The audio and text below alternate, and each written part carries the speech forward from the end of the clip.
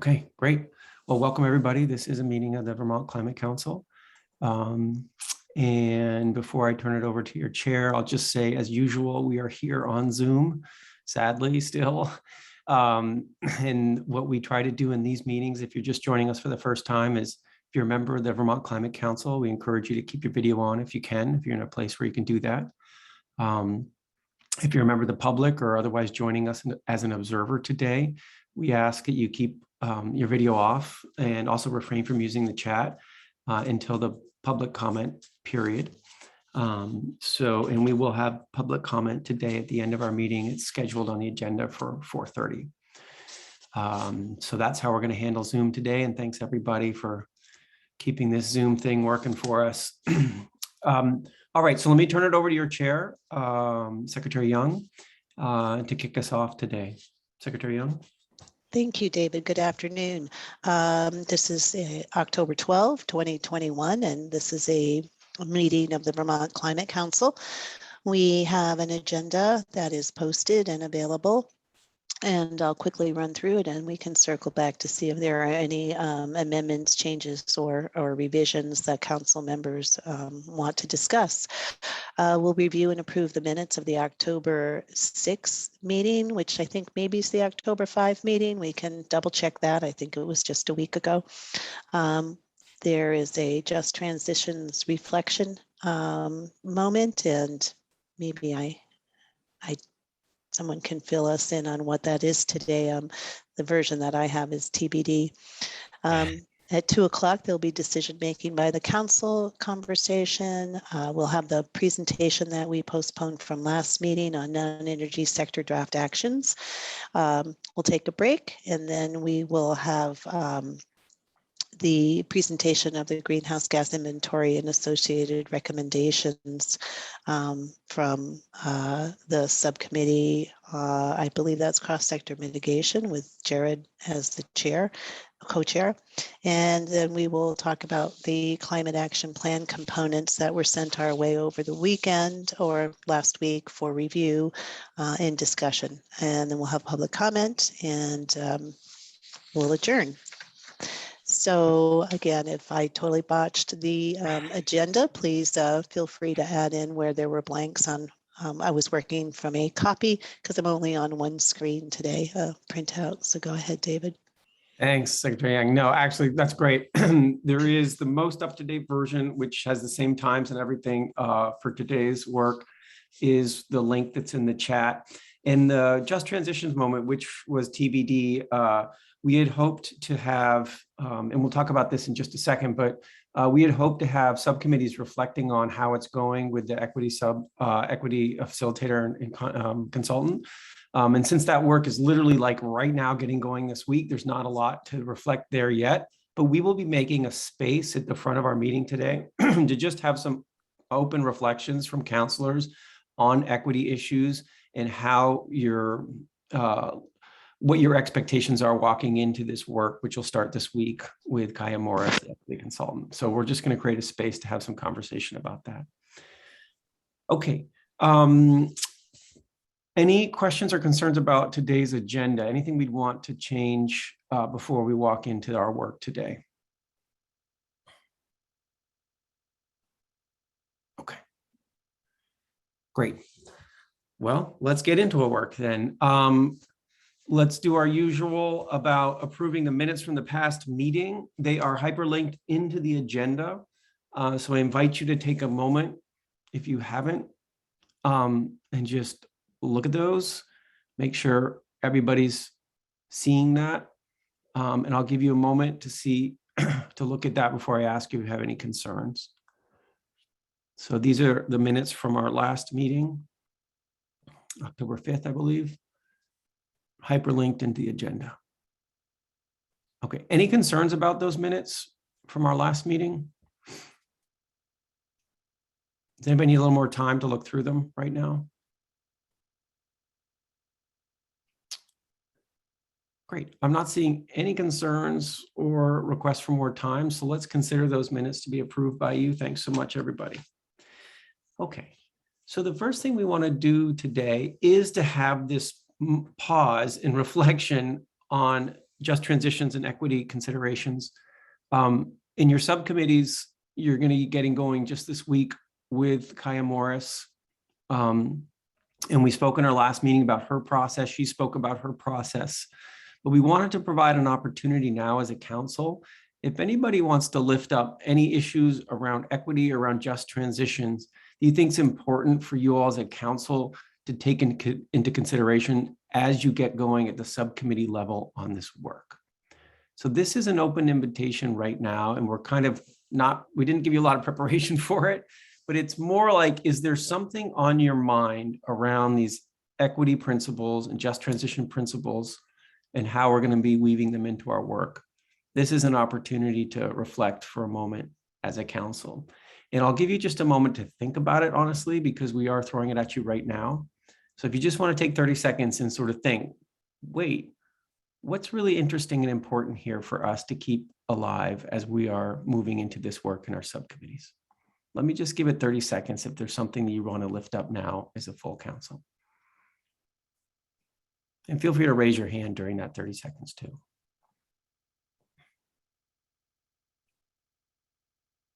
I'm going to give it just a second, Bram, let people think, and they'll jump to you.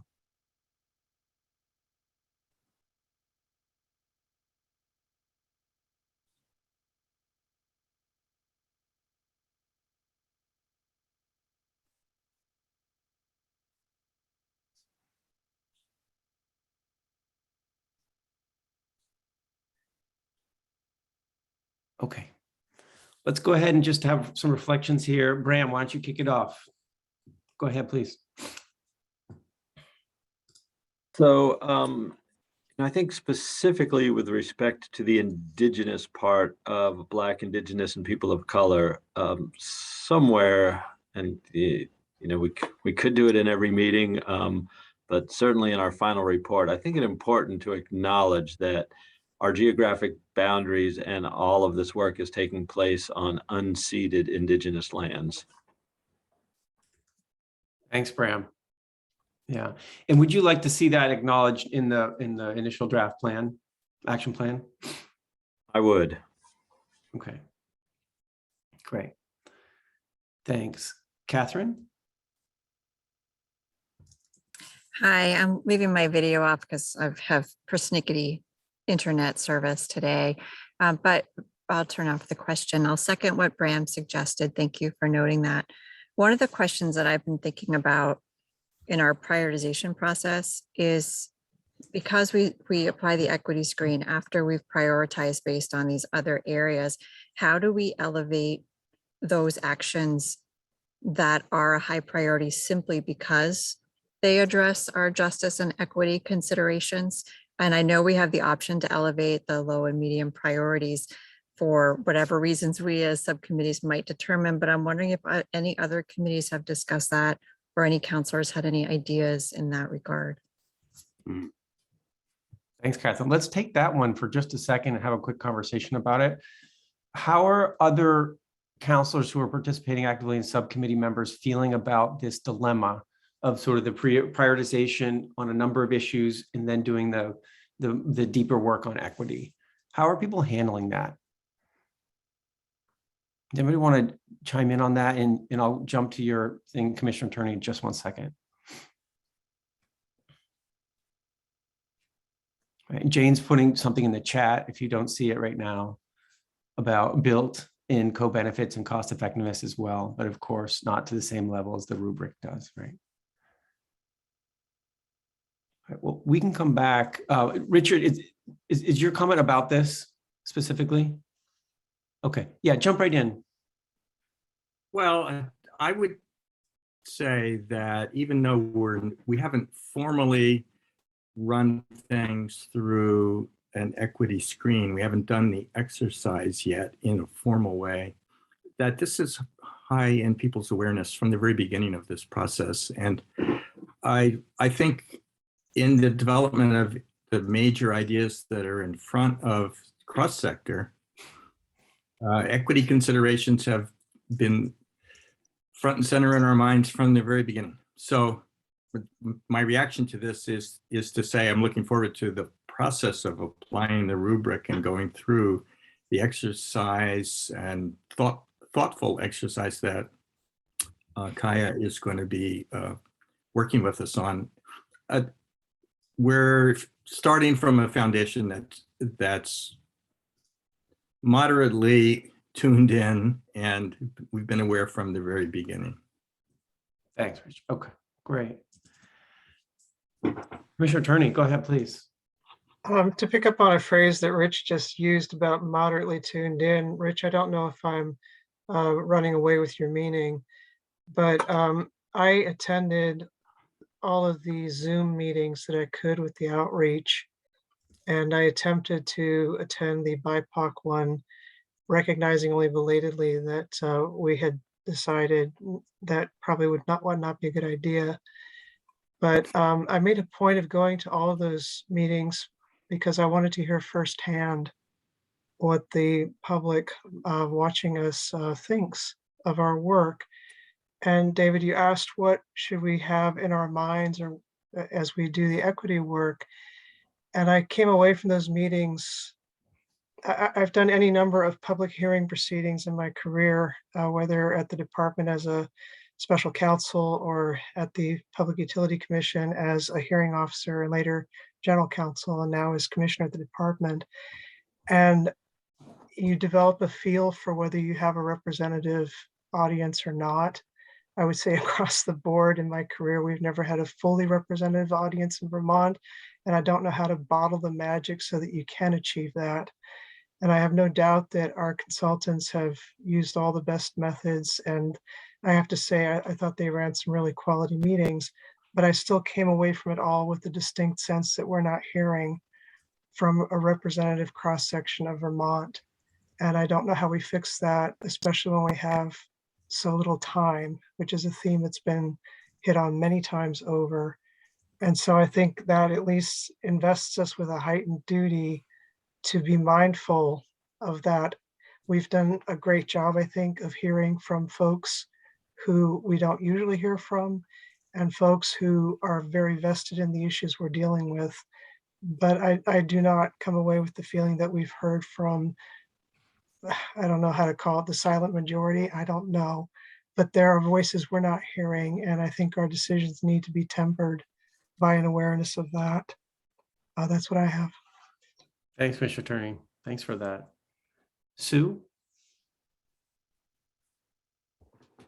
I just want to thank everybody for their comments and for the deeper thinking that we're all trying to do on this. I want to really appreciate Bram's initial point and recognize that we do in our guiding principles acknowledge, maybe not in that way, but we have solidarity with as a major guiding principle, and certainly would be happy to put that language into the final phase. I think Catherine raises a really key issue that has been of concern to the members of our group, that, you know, it's almost coming in late in the game to have this screen, this extra screen.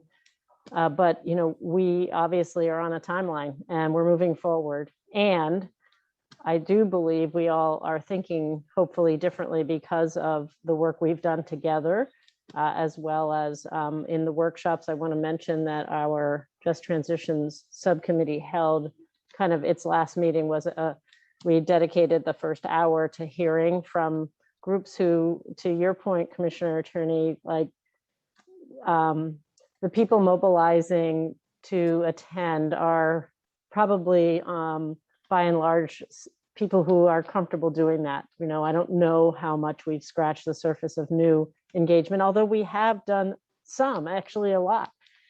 And, you know, there's more tools than just showing up at a meeting that are available. You know, some groups like 350 did a lot of community organizing. The community action agencies have been doing some extra organizing of events and tabling through our network of clients we serve. But, you know, there's a gap of awareness and understanding and agency for so many of these groups. But I think it is important for us to be mindful of that. And I just appreciate that. And I do want to mention as Jane put in the chat, we've been trying to think about how even this first screen of prioritization isn't exclusive of equity considerations, and we have language sort of inside the deep discussion on what does cost effectiveness mean, to try to bring that up. But I think it's an issue we have to be all very aware of as we proceed now. And I think just raising it is step one. But I just want to thank everyone for their time and consideration of this important issue. We did have that special meeting. We didn't have a lot of participation, but we did have some, and it was all very interesting, of course, and important. So thanks. I think that's all I had to say. Thanks, Sue. That's great. Okay. I want to test, there was a specific proposal that Bram put on the table about an acknowledgement that would be part of your plan, a land acknowledgement. And I want to test and make sure everybody's understanding what that is and comfortable with that, because if that's a suggestion you want to do, let's test that now with you all. Abby, I don't know if you raised your hand for that or a different reason, but I'm interested in just making sure that there aren't concerns about that if we take that as a suggestion from the council. So again, this is Bram's suggestion about doing a specific land acknowledgement about the work we're doing here, concerns land that's unceded territory, Indigenous territory. So quick check on that. Anybody doesn't know what that means or has a question about it before we take it on as a recommendation from you all? Secretary Young? Yeah, I think you just asked a very good question, David, about making sure, again, in the interest of clarity, what exactly that means. So we all have a common understanding, as do those who are joining us as guests and those who will be looking at our work later. Yeah. Okay. So in that, I mean, I'm not quite sure I'm the right one to give that common understanding, but just if someone wants to provide a little bit more context, or Bram, you just want to say real clearly what the implications of what you're trying to put on the table there. Just give it one more round real quick. Yes, certainly. I just am suggesting that we acknowledge that we are working, and this work is taking place and affecting unceded Abenaki lands. And again, that is simply an acknowledgement that we are aware that the indigenous inhabitants of this land did not ever give them or sell them to the current occupants of the land. It's nothing more and nothing less than an acknowledgement of that fact. Thanks, Bram. Okay. All right. Any concerns about that? If that's captured as an item that you want to have reflected in your initial climate action plan? Good. Chris is giving the thumbs up. Okay, great. All right, I'm not hearing concerns, so I'm taking that in. Again, as usual, I'm trying to take notes here, folks, and just capture so we're real clear what we're capturing, particularly if they're involved like a to-do item, right? So we're capturing a to-do item like, let's have an acknowledgement in the cap around our work is taking place and affecting unceded Indigenous land and territory. I don't know what the right word, Bram, you just used word land right then. There's this question that Catherine raised about, hang on a second, if we're coming at the equity screening after doing a prioritization exercise, what does that mean? And we had some reaction to that, like, well, we've actually been talking about equity for some time now, so this isn't the first time we're working on this. And we've also inserted into the cost effectiveness and the co-benefits piece, pieces of equity there.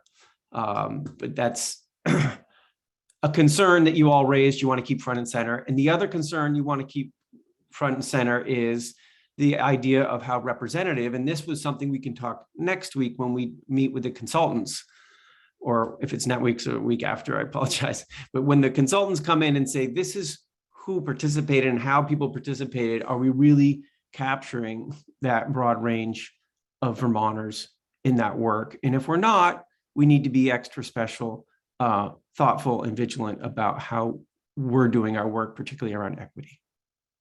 That's what I'm hearing.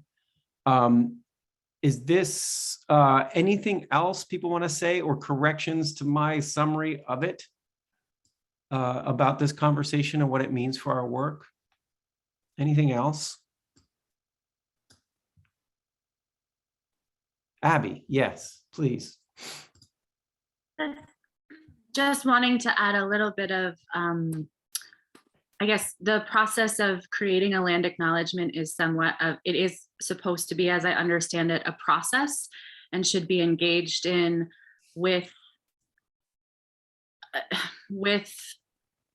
honor to that process and to the Indigenous people that are, you know, are trying to be represented within that. And certainly Judy Dow is a member of our subcommittee, and I can attempt to speak with her if it's decided that the council wishes to move forward in this way. But I do think that we should be touching base with some folks from our Indigenous community before we move forward in that way so that we don't perpetuate further harm. Thanks. Great. So just to be clear, you as a council are saying, yes, let's move forward with this idea of a land acknowledgement. Abby says, yes, and let's talk to folks about that so that we do that in a way that's respectful and correct. Right. And in the chat, Sue is saying, in addition to Judy, Beverly, who's on the Just Transition Subcommittee, could be a helpful voice in doing that well. Okay, great. Anything else in this reflection we're having right now? Sue? Well, just one point that we've been making in our committee around the challenge of participation thus far is that, you know, this is not the beginning, middle, and end of a process. It's really the beginning of an evolving and ongoing process of engagement. So I think it's really important that we acknowledge that we're not getting a broad representation of voices, as I suspect we will learn. When we asked the consultants about what demographic information, we don't know anything about, for example, income of people who have been participating in the groups thus far. So, but what we see is that all of this is sowing seeds of education and engagement from a far broader group, that it'll be our job, all of us as counselors and subcommittee members, to keep the engagement and the opportunity going after December to March and beyond with rulemaking and legislation, et cetera. So just to sort of put that out there. Thanks, Sue. That's great. Okay. Okay, folks. Anything else before we move on to the next piece of what we want to do today? Rich? Well, before we leave this topic altogether, I think it's worth reminding ourselves that one of the principal reasons that we're engaged in this exercise in the first place is because this is a global problem. And we have not had participation or, you know, any effective representation of the fact that the most impacted people globally who are affected by climate change aren't here at all. And we are acting in part out of a moral and justice obligation to people all over the world. And I just think it's important for us to remember that it isn't just about us. It isn't just about Vermont. We're acting on behalf of a global community. Thanks, Rich. Okay, great. Okay, good. All right, everybody. Thank you for that. So the next piece we wanted to do today is around the decision-making protocol that we looked at 2 meetings ago.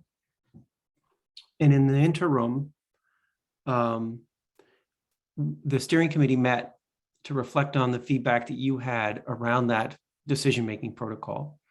And I'll ask if Marion or somebody can drop in the chat one more time all the meeting materials, because a revised version of this decision-making document is there. And I had a sort of one slide here that tried to summarize what your feedback was last time and what is new in this new version of this decision-making protocol. Today, our goal is to look at that and to see if this is going to work for us as a pathway forward, particularly as we get into the thick of the content of your initial draft, of your initial climate action plan on December 1st. So let me just share one slide here that tries to sum up where we got to in our last conversation and what's new now.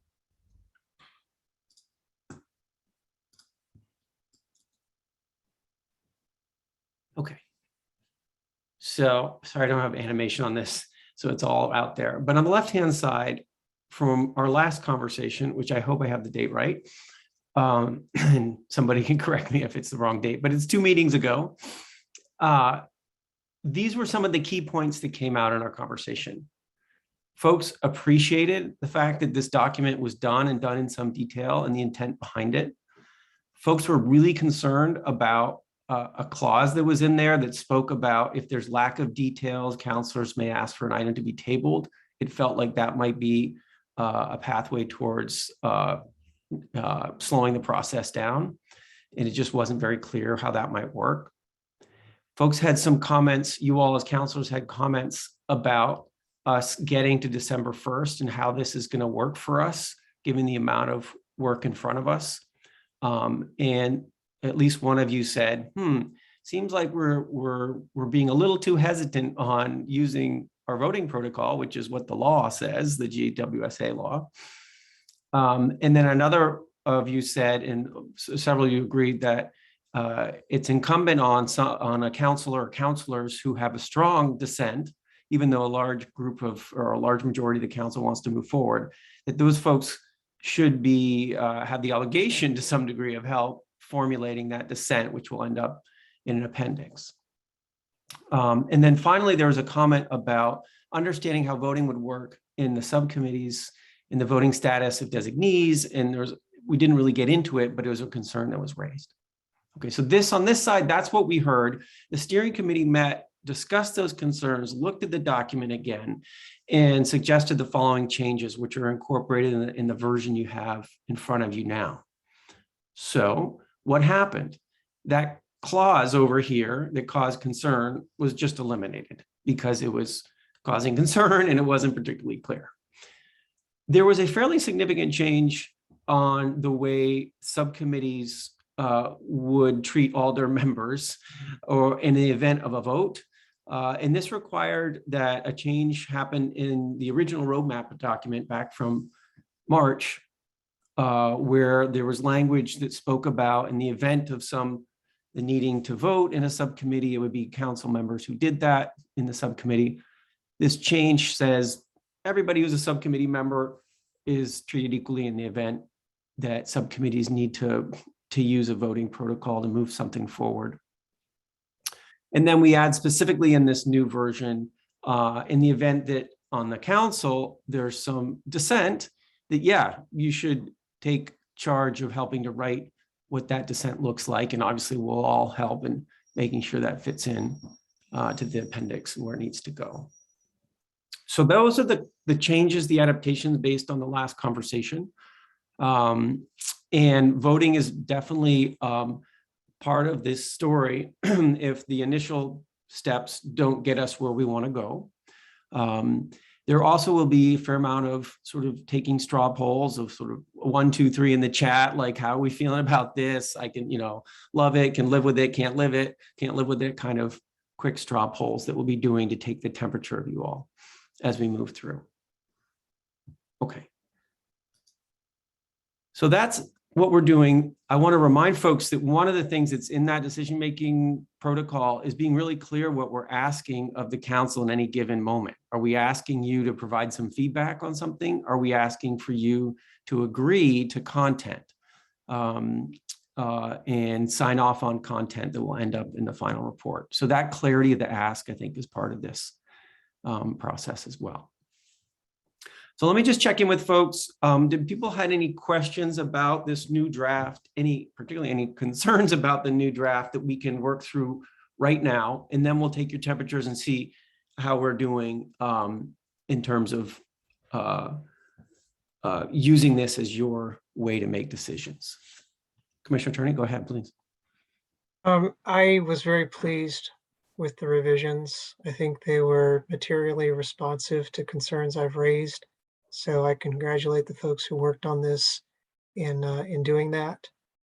I have not a thematic concern, but I just want to reiterate the following point, which is that the statute calls for a voting mechanism. This process clearly preserves that. And it is also clear from the document that we are going to be at great pains to avoid coming to votes by trying to achieve consensus, which I think is a worthy thing.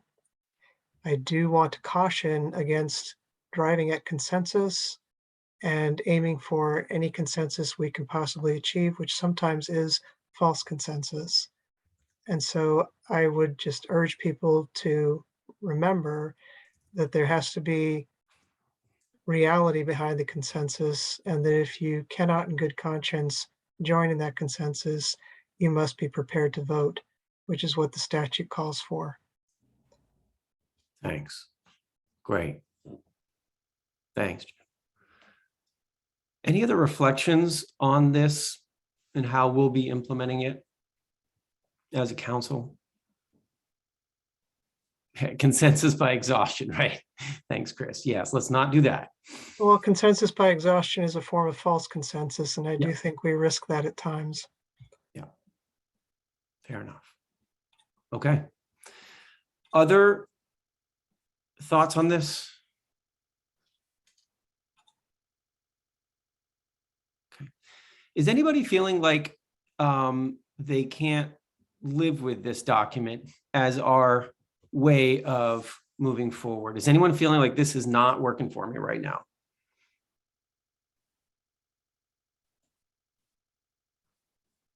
Okay.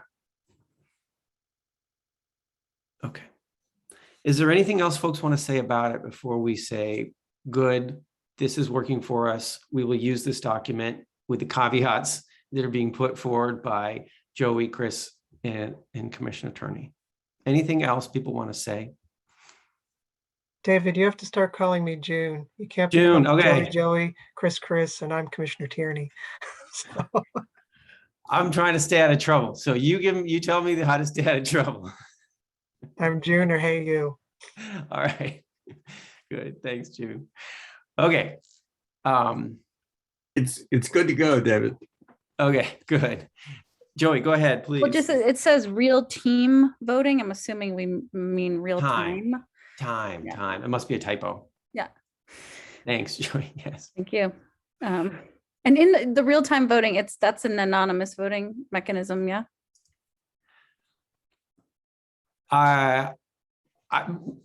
No, it wasn't we could, but I feel like what we want to do when we take straw polls like this is we want to see where the concerns are. And so I'd prefer to do it in the chat of, do a one if I'm happy. Yeah. Because we need to work on the concern. Yeah. Okay, great. Okay, great. Wonderful, folks. Excellent. All right, let's move forward. The next piece we are dealing with is the non-energy sector draft actions presentation that we pushed off from the last time for lack of time. And there, Peter Walk, I think you're taking charge of presenting that. So let me turn it over to you to do that. And if you need someone else to share a screen, just let us know. I don't. My computer, of course, decided to restart just a moment ago, so I have to pull up that file. Give me 1 moment. Okay. That's fine. As Jane points out in the chat, miraculously, we actually have time. We ahead of schedule? Yeah, shh, don't say it. Sorry, I'm not supposed to say. It's like saying you have a no-hitter going in the 7th inning. Right, exactly.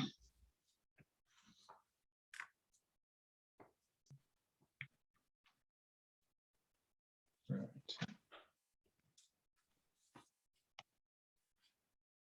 So Peter, I guess that means you got to do a walk off in the ninth. You know, it would be fitting these days. All right. Let me pull this up. I am on one screen, so we'll see how this goes. For you.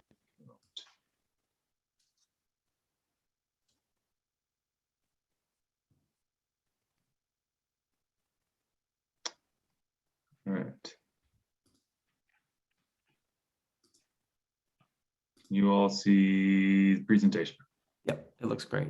Okay, great.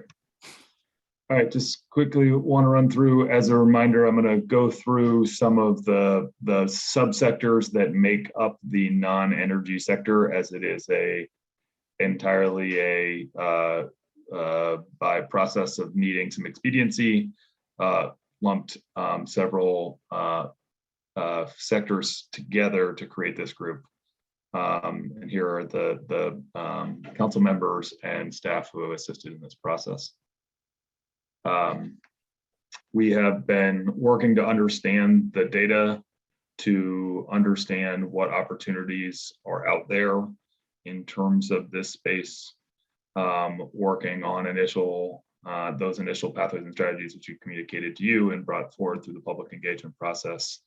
And then, as spoke to, we will begin the evaluation of, or we're beginning this week, the evaluation of all of our ideas against the guiding principles and the scoring rubric there. So lots of work to come, but lots of work to get to this point.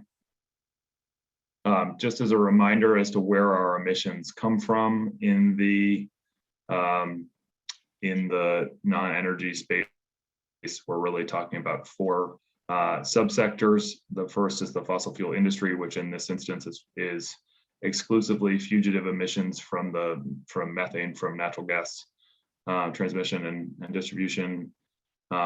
Industrial processes, which we'll see is primarily the use of primarily refrigeration and the chip manufacturer production. And then there's the agricultural space, which is we've asked and along with you guys to have the Ag and Eco subcommittee work on that portion of the task. We're really talking about, and the fossil fuel industry, the building sector agreed to take on, since it was primarily related to thermal energy use, and it's such a small component of that overall. And then the other piece that we looked at was the waste management sector, which includes both solid waste and wastewater treatment facilities.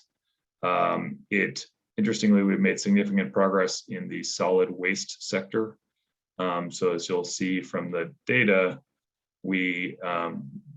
depending on how you want to count it, we've reached the requirements for that sector for the based on 2005 numbers by 2025. But we looked at opportunities in the wastewater sector where less work has occurred.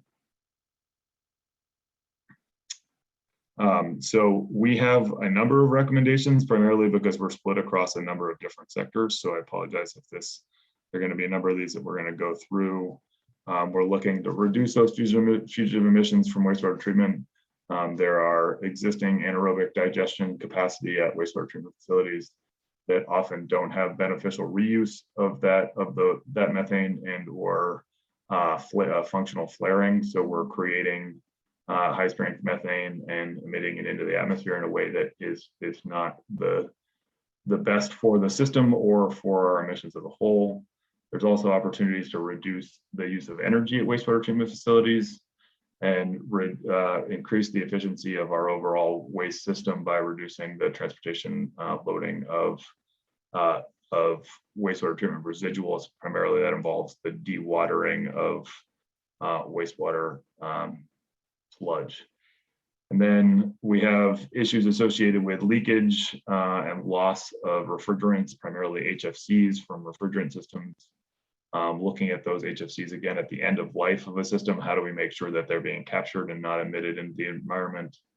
Whether there's opportunities to transition away from HFCs, and then looking at reducing emissions from the semiconductor manufacturing.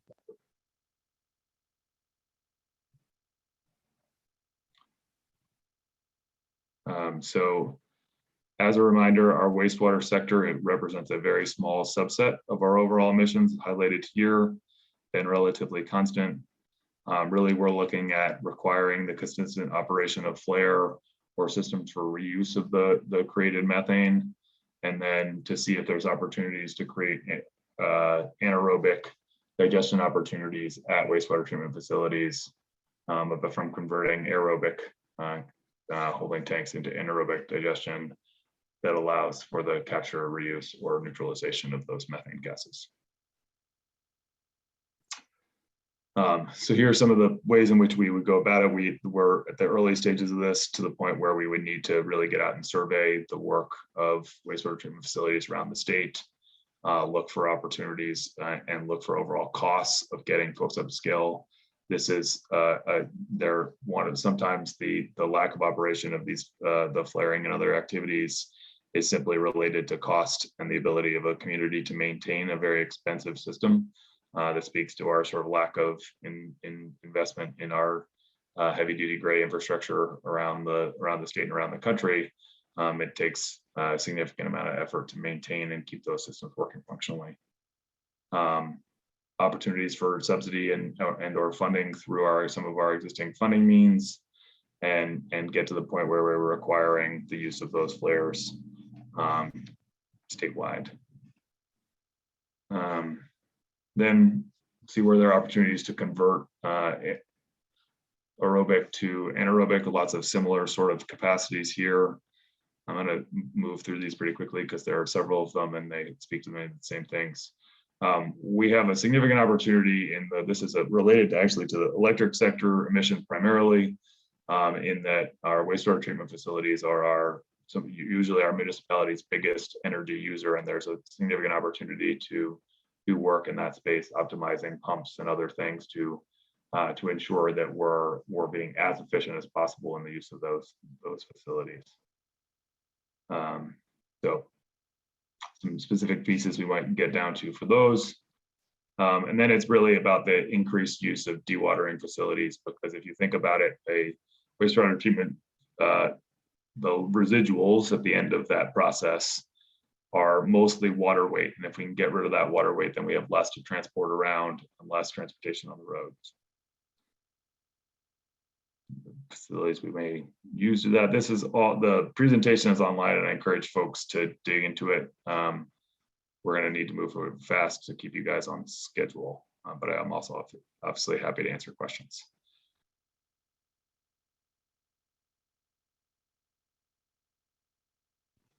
Apparently I muted myself. We're getting into some pretty challenging situations here as we get into the use of the reduction of HFCs from our refrigerant systems. This is kind of a reflection of the conversation that we need to have as a whole around our the way in which our emissions are calculated and the way in which we've set the requirements in this, where the requirements in statute have been set, and there's an opportunity for some consideration that will affect our policy outcomes. Many of and this affects primarily the non-energy emission sector, because it reflects our sort of transportation, building, energy use, and electricity sectors have been fairly consistent over time.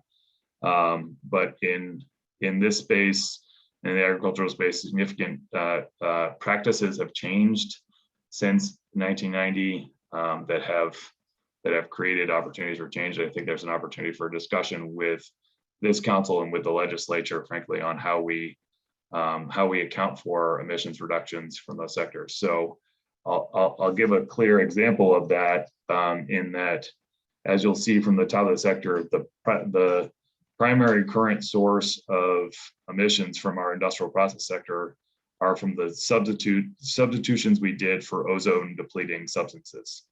So ozone depleting substances were primarily the CFCs that we phased out because we were getting holes in the ozone layer and causing major problems around the world. We phased those out for use of HFCs primarily. And as you can see in 1990, we had no emissions in that category.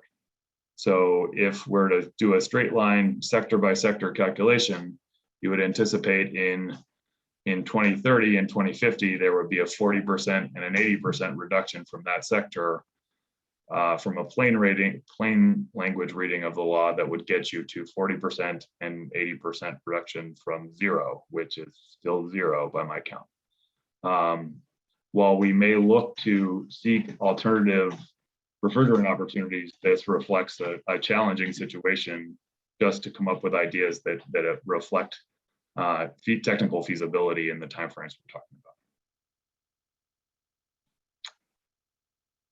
about. So there have been success in other states adopting what's known as a refrigerant management program to help find ways to give businesses and other entities the tools they need to be able to manage their refrigerant, to make sure that they can detect leaks when they're occurring, to be able to reduce those emissions in real time and save them money in the process. That's really what we're looking at here.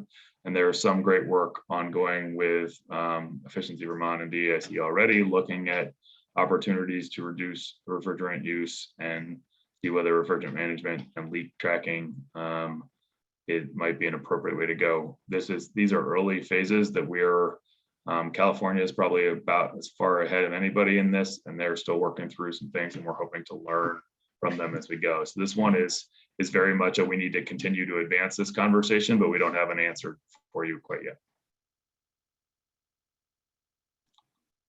And then at the end of the life, at the end of the refrigeration cycle, so if it's a walk-in refrigerator and you're bringing it to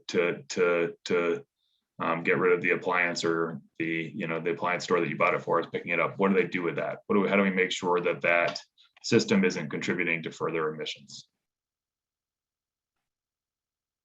And there are a couple of pathways to go down that. A lot of that is education and outreach, and whether there's disposal requirements and other things that we might look at. And then I think it's ultimately, what does the end state look like? What are we trying to achieve in this space? And I think that is a phase out in the use of HFCs over time. There is federal regulations that have been proposed that will start to work on those pieces, but they're still in the early stages, and so we need to figure out whether those will be adequate or whether other opportunities are necessary.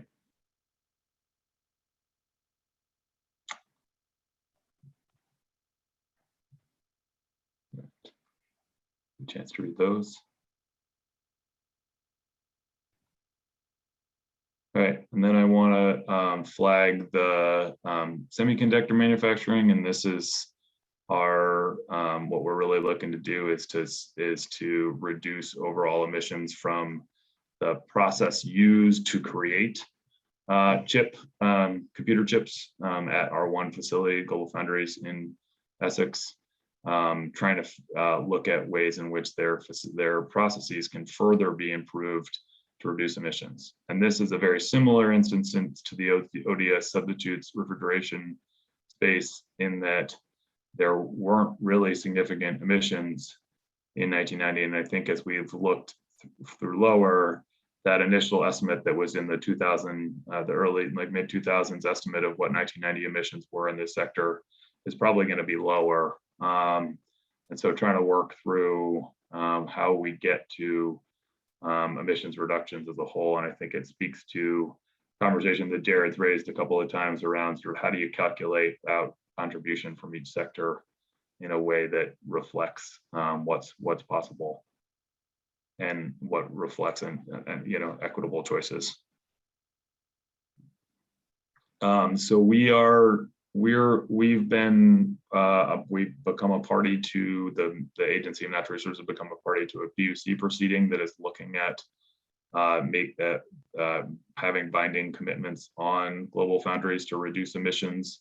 That process is ongoing. It's a little bit of a awkward timing for this work, but it does hold off open the potential to provide us with a policy pathway to get to those emissions reductions. There are lots of open questions at this point, and there are other options in terms of direct rulemaking authority from ANR or more voluntary options along the way that can be done in the future.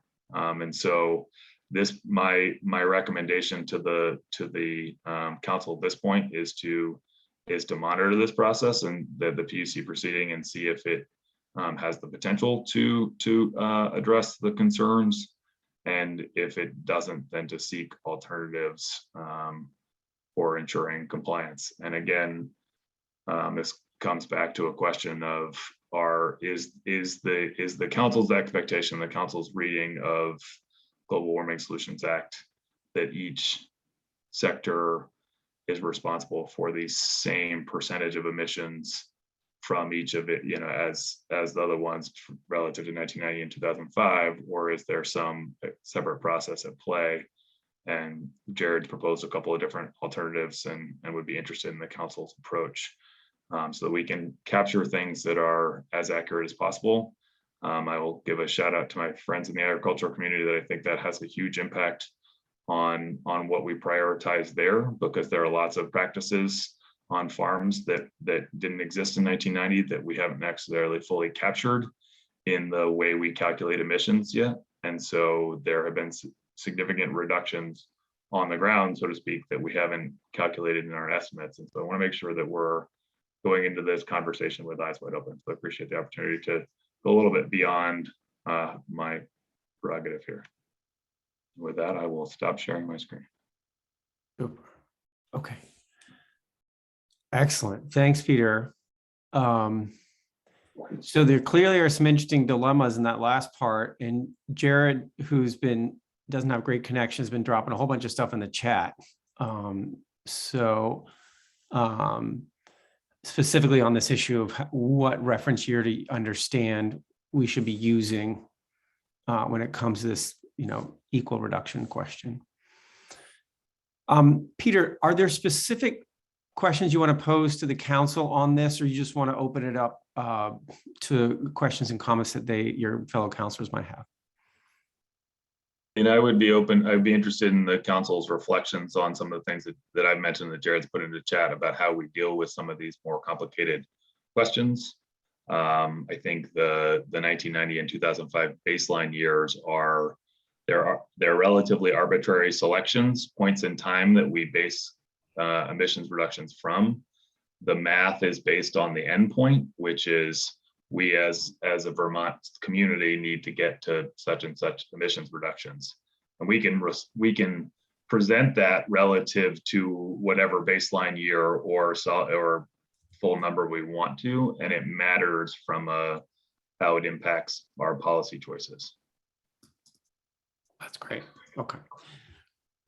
Rich, you want to weigh in on this? Well, just on the proportionality question, I think Jared makes a really good point that, and I think I'm echoing what Peter just said as well, that the statute creates, emission reduction requirements that are numerical across the board. But it doesn't actually say that those start dates should be the dates for deciding proportionality. And that leaves us with the opportunity to make some judgments about proportionality. Jared's note in the chat says, why not use 2018 or today, or some more current date in order to assess proportionality? I would go a little bit further and say, I think when we consider everything, we shouldn't depart too much from proportionality because it imposes discipline on the council to look for savings across all sectors. But we might, in fact, for equity reasons or for reasons of cost effectiveness or co-benefits, form a conclusion that at least over certain time periods, a departure from proportionality makes a lot of sense.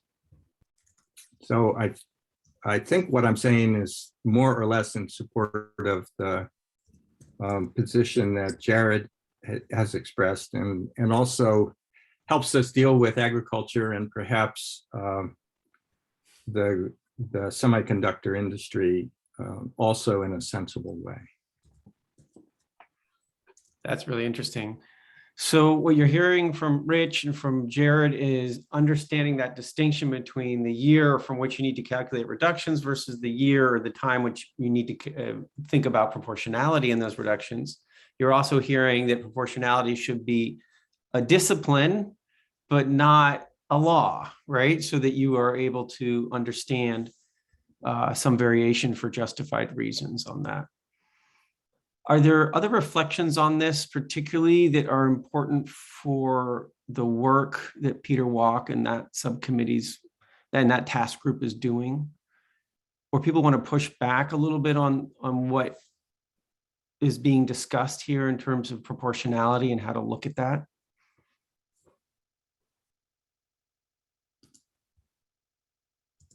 David, if I could put a fine point on it, if one of the pathways through the Global Warming Solutions Act is the imposition of rulemaking from the Agency of Natural Resources, the without clarification of, say, the refrigerant management question, right? If we were to end up in a situation where a judge ordered us to create rules to manage refrigerants for 2030, the only option that I would see would be a 100% reduction from current values without clarification from this council or a request for clarification from the legislature as to how to proceed. Right.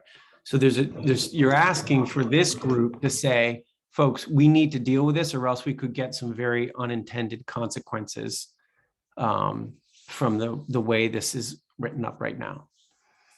Yes. Okay. I don't know if this is what you all came prepared to think about, but this is something that sounds like there's the direct request from Peter and folks to say, hey, we need to give us some signals as a council on this, lest we run into trouble with the consequences of our actions. Julie Moore, go ahead, please.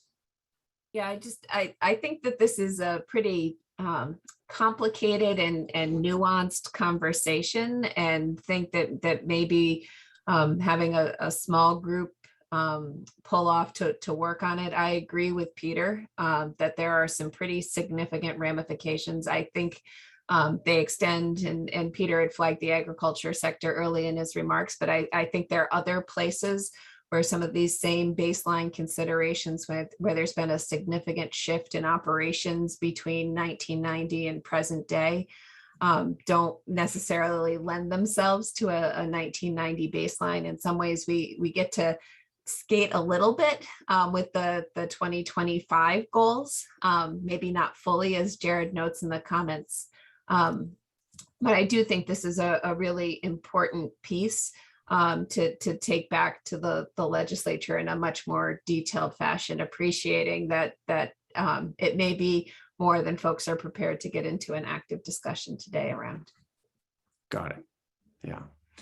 So the specific action step out of this would be, let's pull a group of folks who might be interested from this council together on this and make sure we're not entering into the zone of unintended consequences, and make some specific recommendations to the legislature and others about it. Okay. Great. David, I'm happy, since I flagged the issue, I'm happy to participate if that's what the council will. Great. Okay. Can I say then for this, could we just have folks reach out to Peter with some coordination through Jane and Marion about following up on this issue? And I see in the chat that Jared's happy to be part of that. And to carry this forward, and we can pull it back with some greater specificity on the request that we would make to the legislature out of this, or in our draft, initial climate action plan. And Richard as well. Great. Okay, and anybody else? I know that Sue, you had mentioned like, this seems like it may be relevant for our equity work. Yeah. This could be relevant for agriculture. Yeah. Okay, Chris, go ahead. I just know from my perspective, I mean, this is not my strong suit. I would benefit from, not trying to make the work more complicated for the folk who are drafting this up, but I could really benefit from some pros and cons as far as what's being proposed. I mean, I'm happy to consider any recommendation, but it'd be good to just kind of know, the pros and cons related to whatever is suggested, and other alternative ways of looking at it. I'm not saying to further complicate it, but just so we as a council are kind of, know exactly what we're deciding about and what the alternative approaches would be and the pros and cons. I'm not looking for a tome or anything like that. And I'm sure that probably some of the groups out there that are also actively engaged in the periphery of this will offer opinions too, but that'd be helpful. Does that make sense? Absolutely, Chris. And yeah, I mean, we've flagged some of the concerns for you. Obviously, I can express those in pros and cons, and we can, as a group, can pull together what the potential benefits are and potential costs for each one. Okay. Rich?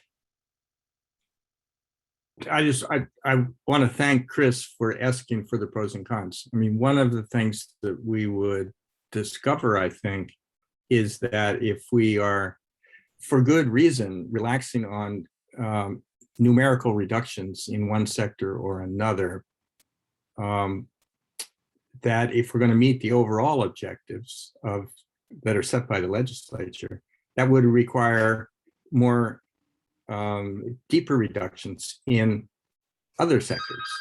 So it's not, there are some puts and takes that need to be understood. And Chris is right. Yeah. Thanks, Rich. Okay. All right. So I'm taking some notes as usual. My notes here on this one are the following. So far, we've really focused on this issue of proportionality and the fact that there's a difference between what the statute requires in terms of the year to calculate emissions reductions versus the year to calculate proportionality. Maybe could use another date.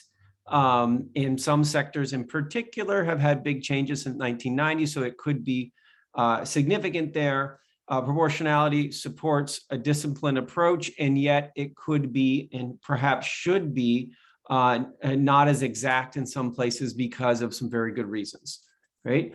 And, as Peter was trying to say, if we actually don't clarify this, we may have unintended consequences come out of this that could all of a sudden become legally binding and challenging. So why don't we have a smaller group, an action team that comes out of this, develop it further, present some pros and cons as Chris talks about, and come back to you all with a more specific proposal around this with some rationale behind it. All right, so that's what I have in my notes. Anything else that folks would want to add to this? Rich, is that an old hand or a new hand? Old hand, okay. Old. Right. All right, anything else we want to add to this in Peter's presentation? Okay. So again, we're at a stage where this is draft content that's coming out, right? Peter spoke about actions and pathways and all that. So that subcommittee is going to take all that back, and you're going to see this again. But this is a good opportunity for us to say, these are the things we really want to make sure you work on as a task group or as a lead, or excuse me, as a subcommittee. Okay. All right. All right, so this is what I think we should do. If we're all set on that, anything else, we're good. Our next thing was take a break and then come back and do the greenhouse gas inventory and some related recommendations. Let's go ahead and take that break. Let's take 10 minutes right now, take it a little early, come back here at 10 to the hour at 2:50, 10 minutes before, and then we'll start up with the next thing. Secretary Young? Sorry, I can look in the agenda, but was there a document connected with the next item? So folks who maybe haven't had a chance to see it can peek at it during the break. There is, and it's Okay. hyperlinked in the agenda and is Perfect. on that page All that right. Marion can drop in the chat one more time. And that's Okay. a great idea. If you Thanks. haven't had a chance to look at it, this is Yeah. a great break to do it. Yeah, I didn't see it on the website earlier. So again, I think maybe I missed it. I think it's there. Marion, Okay. is it all there? There's a lot there. Yeah. Thank It's you. there. It And was it's okay. uploaded late, so you may have missed it. Yeah. Okay. Okay, so let's be back at 10 to the hour and we'll pick it back up then. All right, folks. So thanks if you want to drop your camera off and we'll see you at 10 to the hour. Maybe camera, if you want to put out a quick slide that says we'll be back at 2:50, that would be great.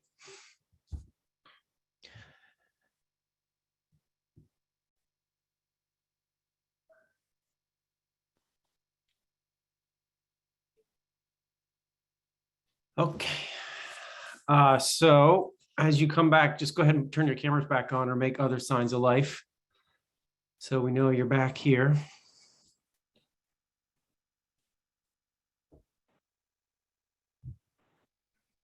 Welcome back. Hey, David, this is Jared. I just want to test that you can actually hear me before we get going again. Yeah, you're fine. You're Okay, good. great. Thanks. Super. So, all right, so welcome back. I'm seeing we've got a quorum of folks with us again. That's great.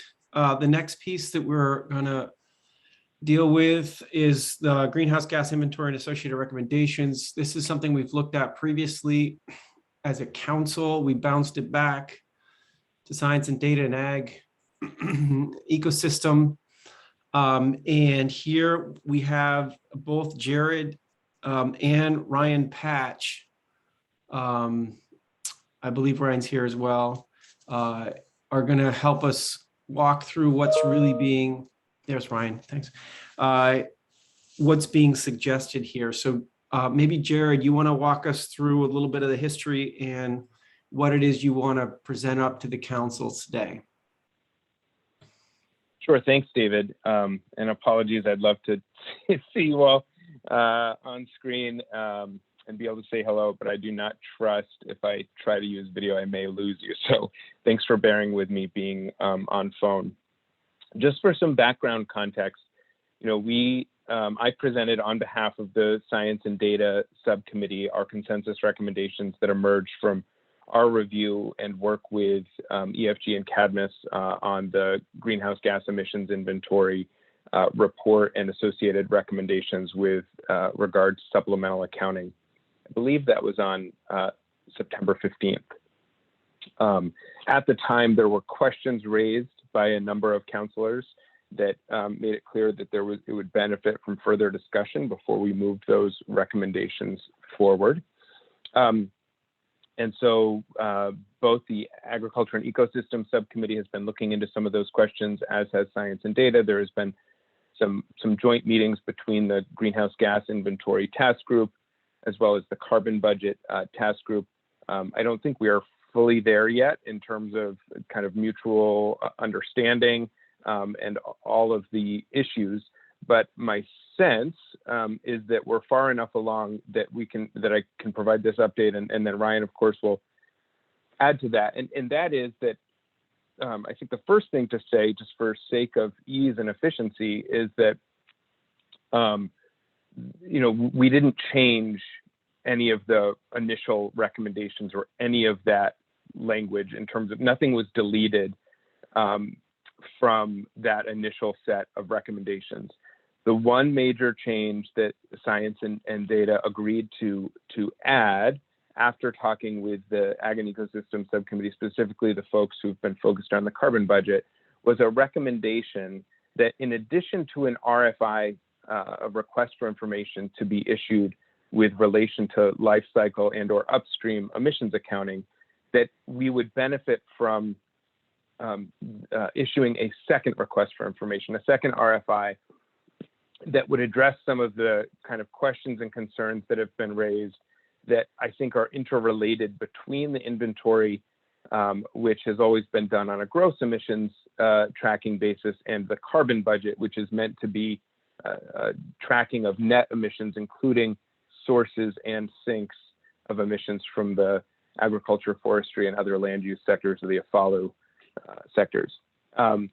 And that specifically relates to working to have greater accuracy, greater refinement, especially given the unique circumstances in Vermont with regard to how we track and account for gross emissions from the agricultural sector, but then also how there can be improvements made for net accounting, including not just sources, but also sinks from the agriculture, forestry, and other land use sectors. Because one of the things that the carbon budget has draft report, which I believe will be presented on at the next council meeting, has made really clear is that there is a significant lack of data for those sectors. Sometimes we'll have it for 1 year, but we don't have it for prior years.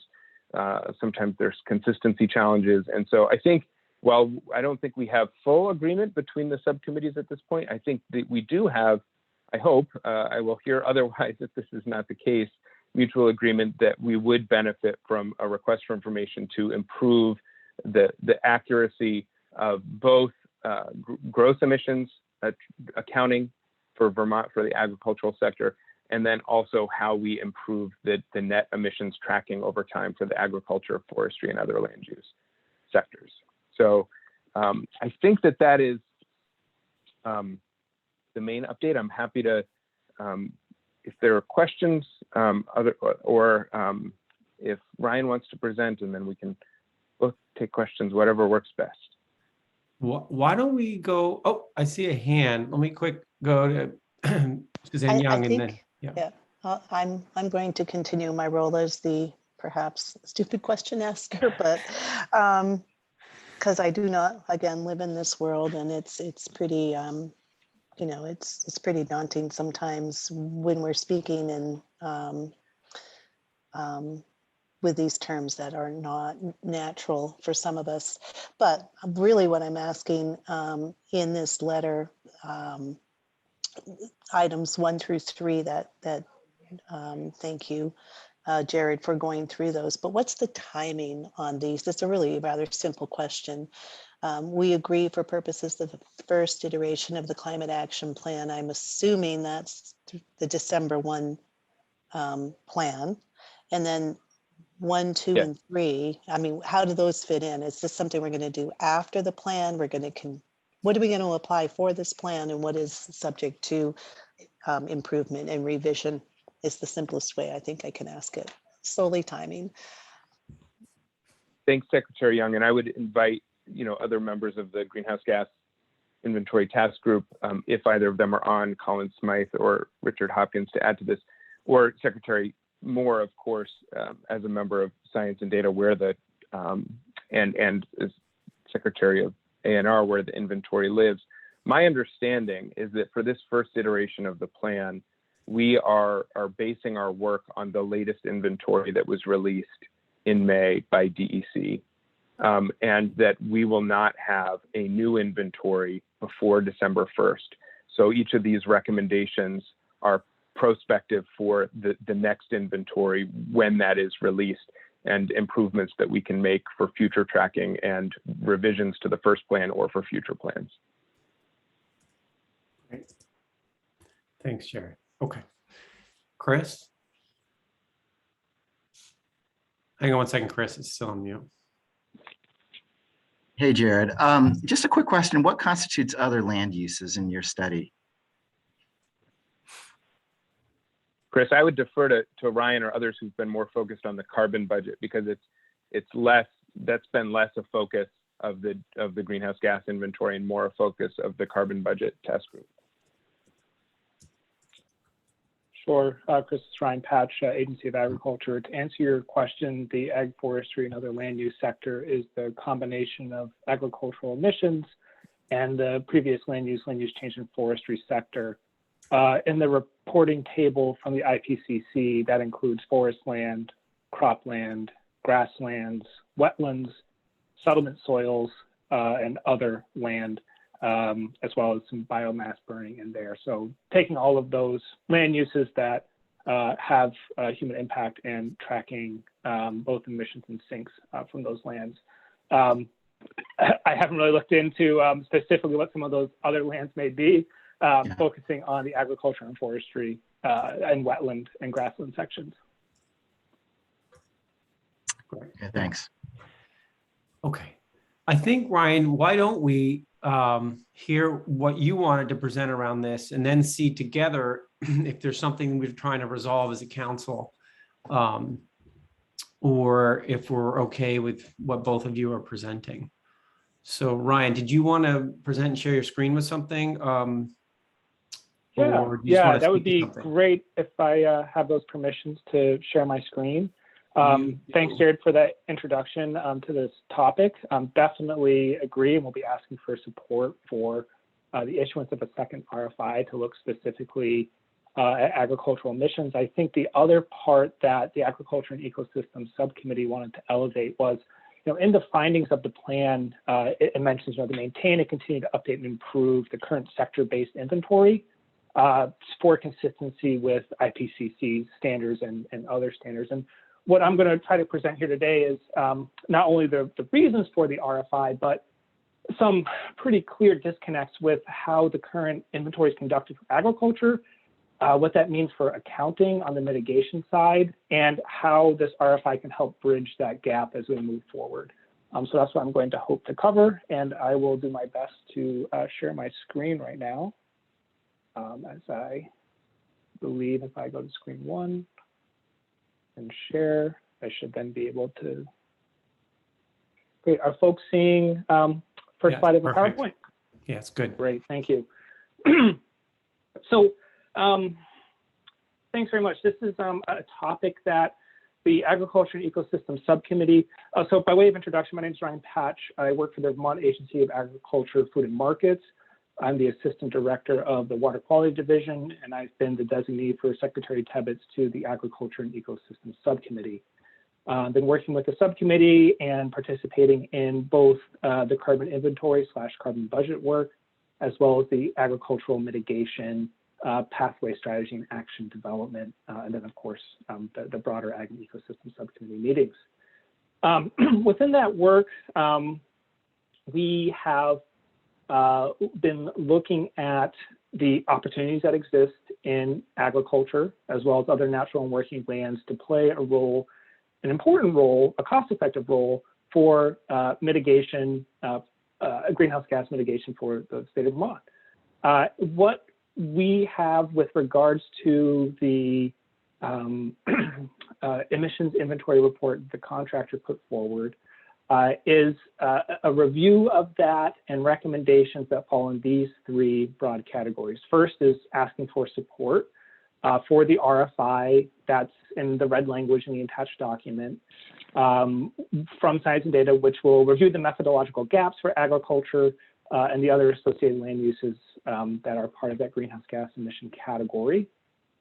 We also want to note, and the following point 2 and 3 will look to explicate in this brief presentation by way of example, that noting how the current greenhouse gas emission inventory does not account for farm management, management decisions and technologies and practices farmers may implement, and the associated greenhouse gas mitigation, emission and sequestration benefits that those practices may have. And then also noting that both the 2006 guidelines and the 2019 refinement to the IPCC standards for this ag, forestry, and other land use sector considers the sectoral emissions and reporting on a comprehensive basis, tracking and reporting both greenhouse gas emissions and sinks. And this ag, forestry, and other land use sector is kind of a new framing for the council perhaps but it's been established for, since 2006, and as we'll discuss, integrates both the agricultural emissions and the land use change in forestry sector that was previously separate. Digging into the language that's present in the RFI, the recommendations include, to develop and issue one or more RFIs related to, B, the methodological gaps of emission inventory tools currently used by the state of Vermont to quantify greenhouse gas emissions for evaluating changes in the agricultural and related land use sectors, and the tools alignment with IPCC, EPA, and peer state methodologies and approaches. And I'll try to share some of the evidence, about some gaps that exist in the current emissions inventory framework, as well as the challenges that presents for quantifying agricultural mitigation moving forward. An RFI to research these topics we think is an important step towards developing pathways and recommendations to addressing this emission inventory gap that I'll get into right now. We think this RFI should include at least 3 points. The first is a comparison of the 3 different quantification tools that are in use and informing the Global Warming Solutions Act, both the EPA state inventory tool, which is the current emissions framework for agricultural emissions, the LEAP model, and XACT. XACT is the modeling tool that's used for the carbon budget, which will be presented later on in the 20th or so of October. Plus looking at least the DNDC model, which is a process-based model used by other states, most notably California, for looking at agricultural emissions. And this model was most recently identified in the carbon budget report, which will be shared with the Climate Council at a future date, so we can dig into that a bit more in the future. We also think it should look at background research describing the International Panel on Climate Change rationale for using net greenhouse gas emissions and quantifications in the ag, forestry, and other land use sectors, and how other peer states are deliberating and accounting greenhouse gas emissions in the ag, forestry, and other land use sector, and whether they're using net or gross. So seeing what our other states in the United States are using, and then also looking at and describe additional staff and technical support that would be needed to include a more accurate and nuanced accounting of greenhouse gas emissions for not only the current agricultural emissions, but also looking at the broader land use sector. So why is this RFI so important? One, as I shared in the introduction, the opportunity that exists in Vermont's natural and working lands for natural climate solutions and other actions that will be presented in future dates that can help support the mitigation of greenhouse gas emissions from the state. This is a study that was conducted by TNC Canada. In their presentation, they shared they were a bit surprised at the findings. They didn't go in expecting to find this, but looking at 24 specific pathways and management and conservation techniques that could be applied to agricultural lands, wetlands, grasslands, and forests, they found that agricultural croplands can play by 2030 the largest single source of mitigation for Canada. And this is something that was published recently in 2021, and think that the findings from this study help reinforce a lot of what we've been learning as we dig into the current state of agricultural emissions and the current work farmers are already undertaking to address the water quality challenges of the state, and how those practices in and of themselves have significant co-benefits for greenhouse gas mitigations from the agricultural sector.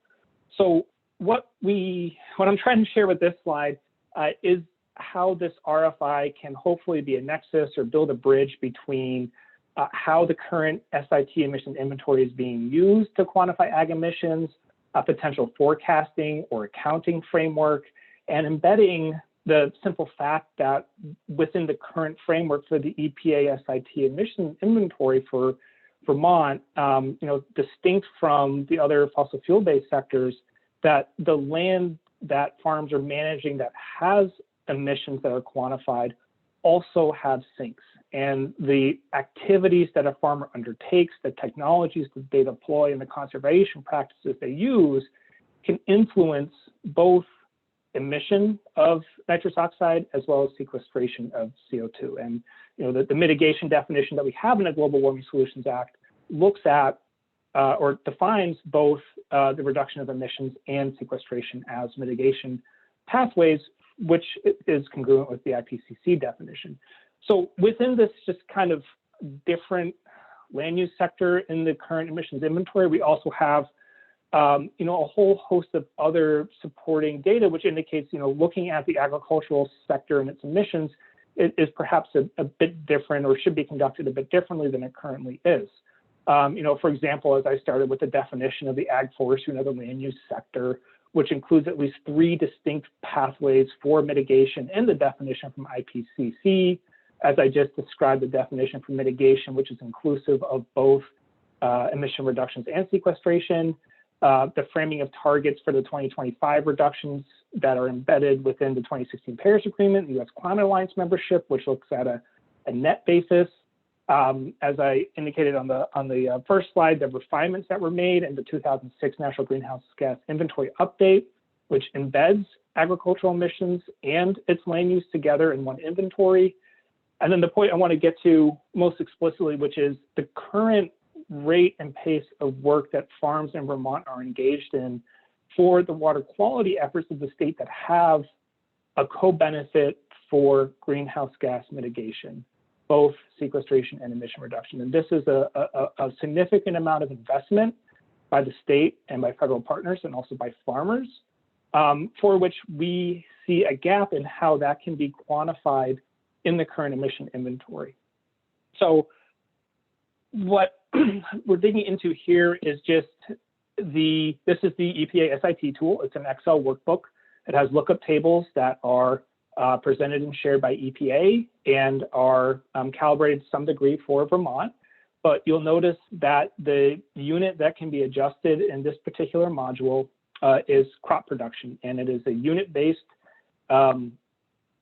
reflection of crop production. So tons, bushels, metric tons, hundredweight. It's not reflective of how that crop is grown, which we know from not only the water quality space, but from emission reduction coefficient modeling, that the way that crops are grown, the way that manure is used, the way that cows are fed and handled can have, and technologies that are applied there into all those categories can have a significant impact on the release of greenhouse gases and their equivalent.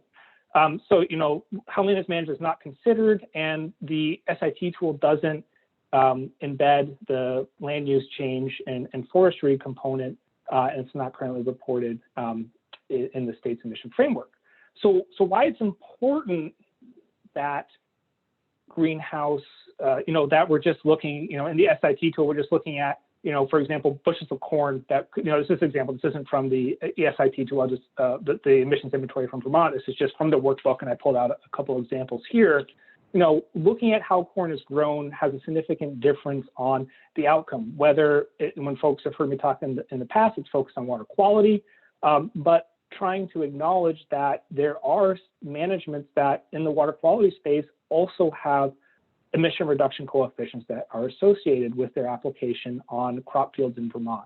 And so on the left-hand side here, what we have is an example of, a pretty poorly managed agricultural crop field. I'm seeing full width tillage, I'm seeing ephemeral gully erosion, I'm seeing a lot of deposition of sediment at the base of the slope, not good management.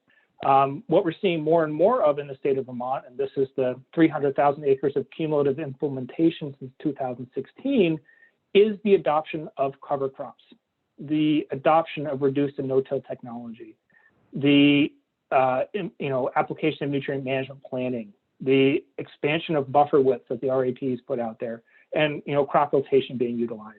And each one of these management practices has an associated emission reduction coefficient compared to an unmanaged system.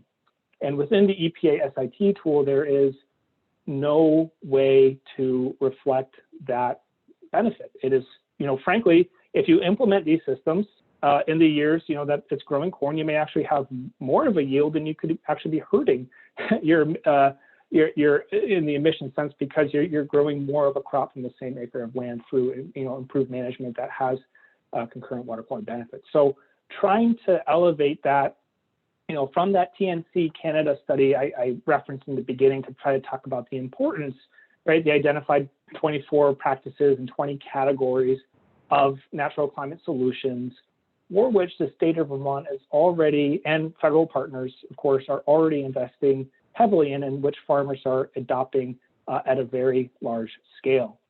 So looking at some of the most cost-effective and effective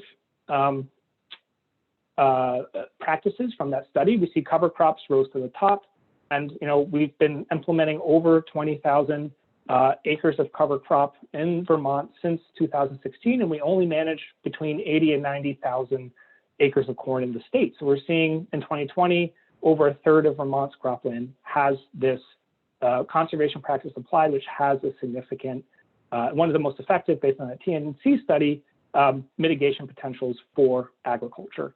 And again, just reiterating the definition from the Global Warming Solutions Act of mitigation, which means the reduction of anthropogenic greenhouse gas emissions and the preservation and enhancement of natural systems to sequester and store carbon.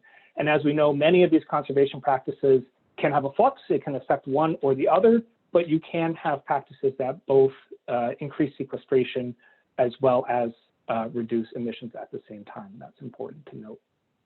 So moving on from the practice-based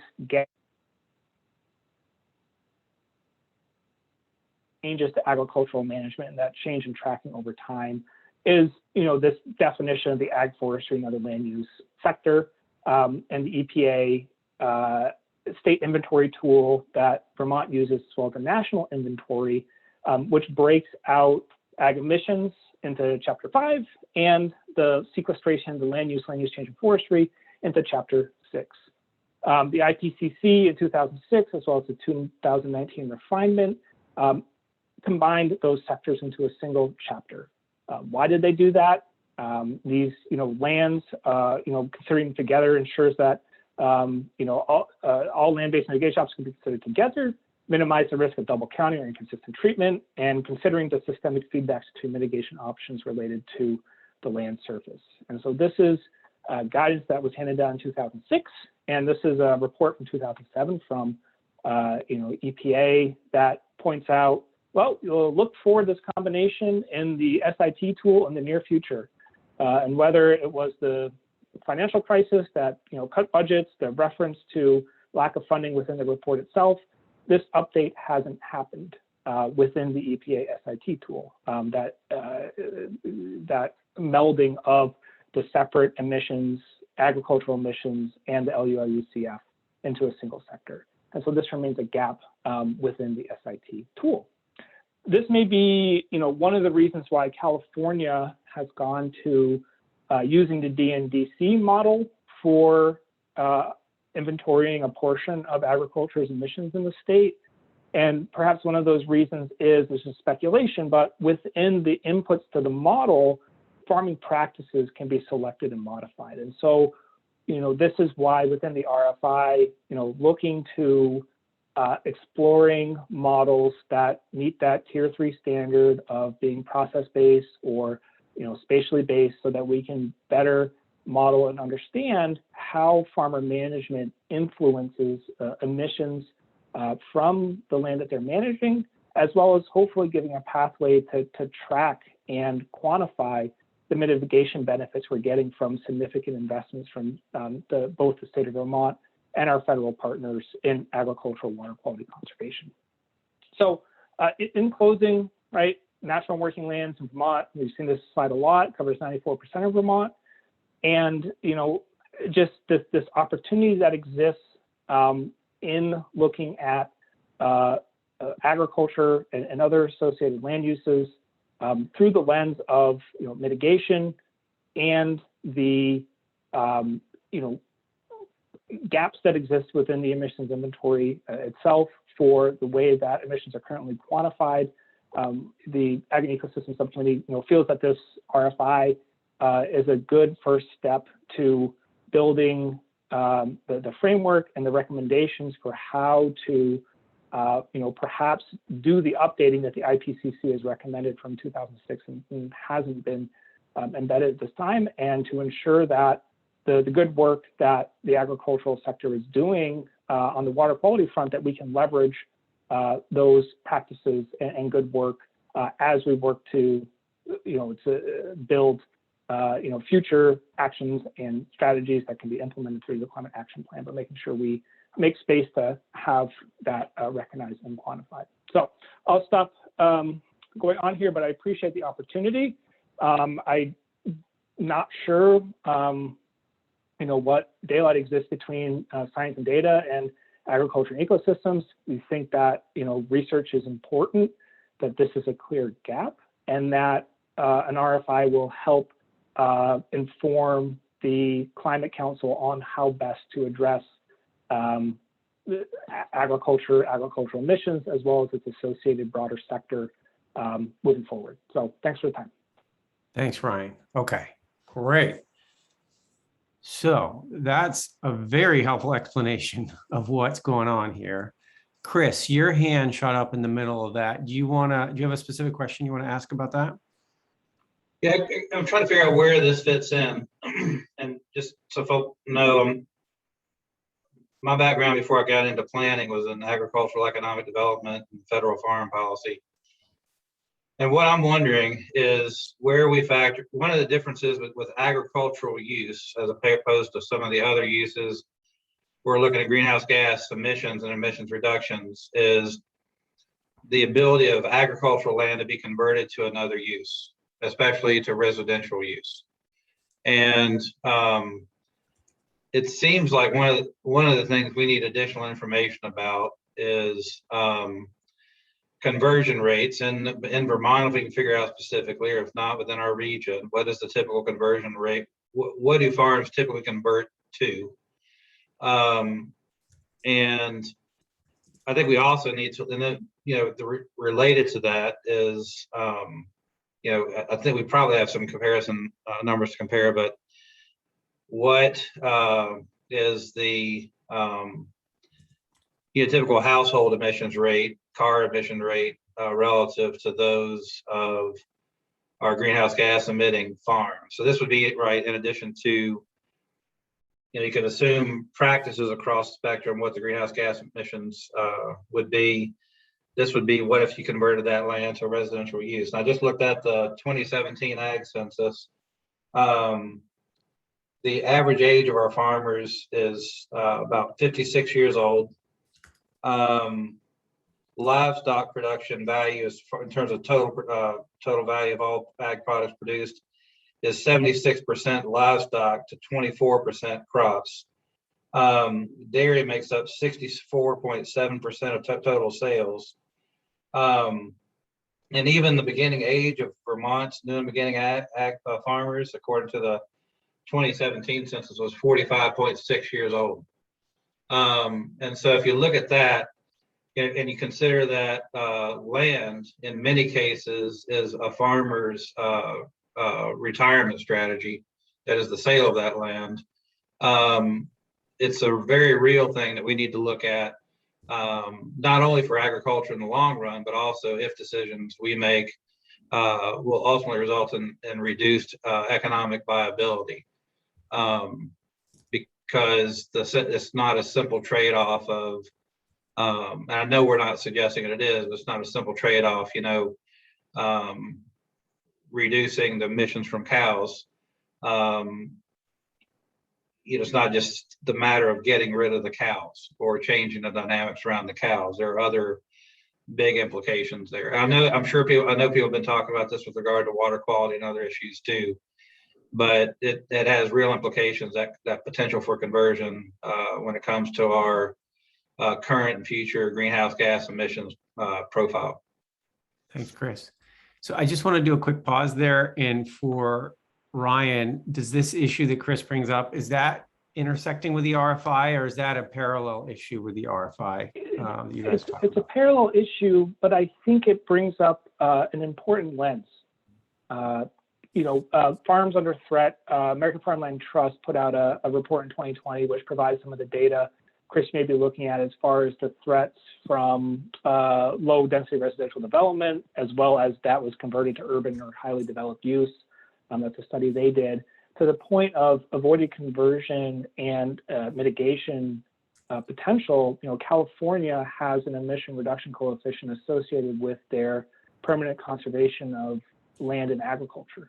And that is something that's part of their climate action plan and the way that they look at mitigation in the agricultural space. And the agricultural ecosystems subcommittee is certainly looking at the importance of that issue of farmland conservation and the role it can play in maintaining a resilient landscape that can provide the services that I just attempted to describe, both mainly from the agricultural sector, but of course related forestry use as well, and the other natural working lands.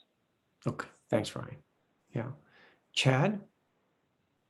Yeah, thank you for the opportunity to speak here, Ryan. That was really helpful and great work. I guess I wanted to, and acknowledging Chris's great point about sort of farmland converting into residential with little to no ecosystem function value. There's been a lot of research recently as to how solar can be used on farms, and when completed with a dual use application, meaning either pollinator friendly ground cover with apiaries, sheep, or the presence of actual crops, we are seeing data that speaks to an significantly increased carbon sequestration value, significantly increased sediment retention, therefore lower stormwater runoff. So I'm just wondering if you're aware of any of that work that's going on, and I'd be happy to share what we're learning. It just feels like with the build out that we're going to need to accomplish over the next decade or two, and with combined with the fact that the farming industry could use all the help it can get with respect to diversification of revenue streams, with an eye towards actual carbon capture in the ground on these farms.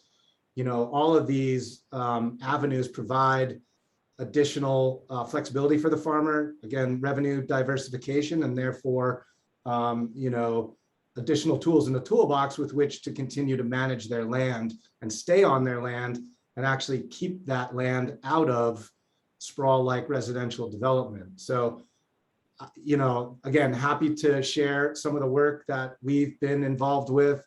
I know the Gund Institute up at UVM is really active on this front, actually at the forefront of this work. So I think there's a lot of resources out there that we'd love to bring to bear here if helpful. Thanks, Chad. Again, I guess my same question to you, Ryan, when you had talk about that, how does that intersect with what you're thinking about in terms of proposal for this request for more information, the RFI? I think we're hearing the important ways that farms can interface with many of the priorities of the state, whether it's there's a lot of opportunities for farms from energy to how they manage to food security to development, job creation. There's a lot of important things to think about from the agricultural sector. To bring it back to, I think, what this RFI seeks to look at is meshing. If you mesh the land use change in forestry, LUCF, and the agricultural emissions, you get a lens into that land use flux between forestry, ag, and other natural and working lands, and the way that's associated with agricultural cropland and its management. The adoption of solar on farms won't in any way influence as the current emissions inventory. The Commissioner Walk's point about how the inventory is framed. It doesn't affect cows, manure, or soils, and so that won't affect a farm's emissions. And so, that isn't credit that they could take, so to speak, and it isn't captured in the current emission inventory. I don't think that the RFI isn't looking at that specifically, but I think as we work to build recommendations for how agriculture can play an important role in Vermont's mitigation opportunities, like all those things need to be on the table. And I do know that within the agriculture and ecosystem subcommittee, separate from just the submission inventory RFI, there is a lot of discussion on that point. I'm sorry for rambling on, but just trying to say it is important, it's related, but it's not necessarily captured by the inventory and wouldn't be without some research into that. And it's definitely an important thing to think about. So thanks. Great. So what you all as a council are being asked to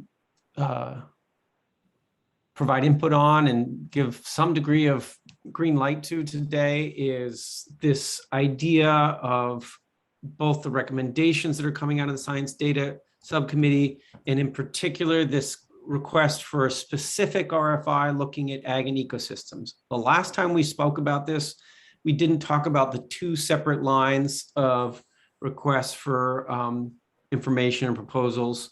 Now we are separating those out, science and data. One is about the life cycle analysis and the other specifically to get at these issues on agriculture that Ryan laid out in good detail.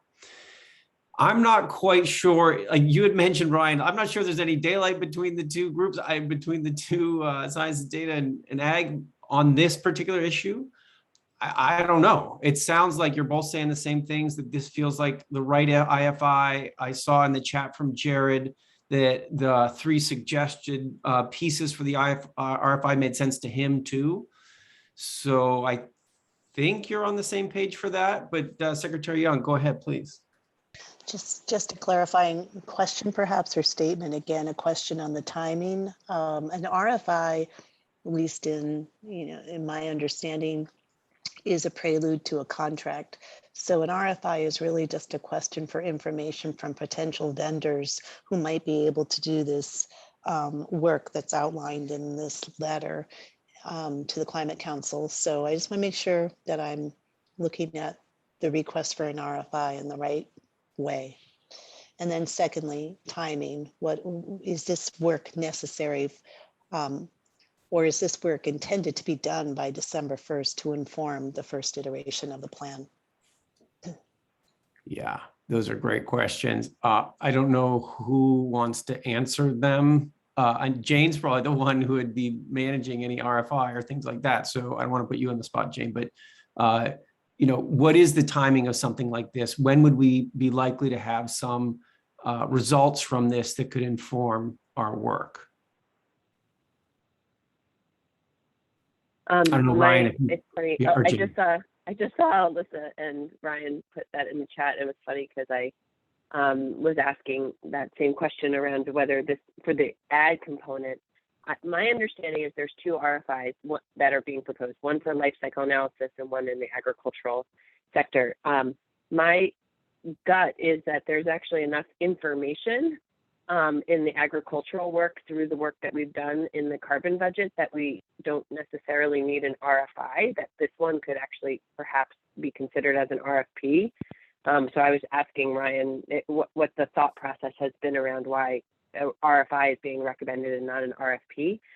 But then I know for the life cycle analysis, and Jared should speak to this, that we do want to do an RFI because we're still trying to formulate the kinds of questions we would want to put into the RFP ultimately for to move into consideration for a contract. None of this, well, if they were both an RFI, our goal would be to have them put forward in the next few weeks, but none of it would yield information before December 1st. Thanks, Jane. And to that point, to build off of this, I certainly agree. It's probably mature enough for an RFP. The intent of what we were asking for is we need research into this.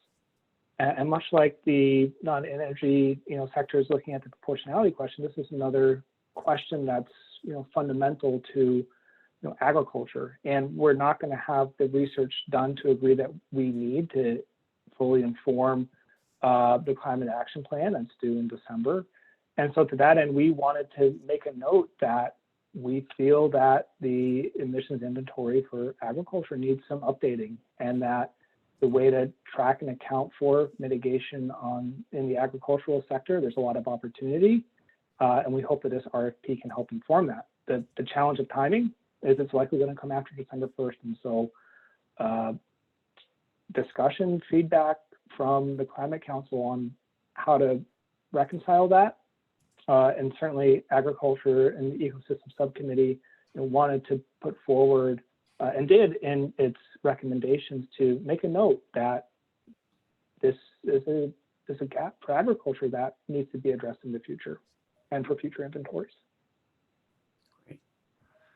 Excellent.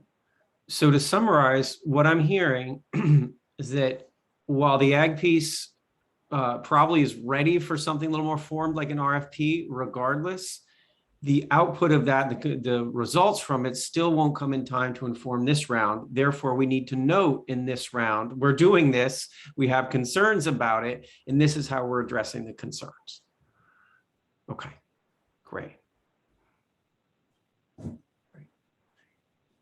Okay. And David, this is Jared. If I can, yeah, can you hear me?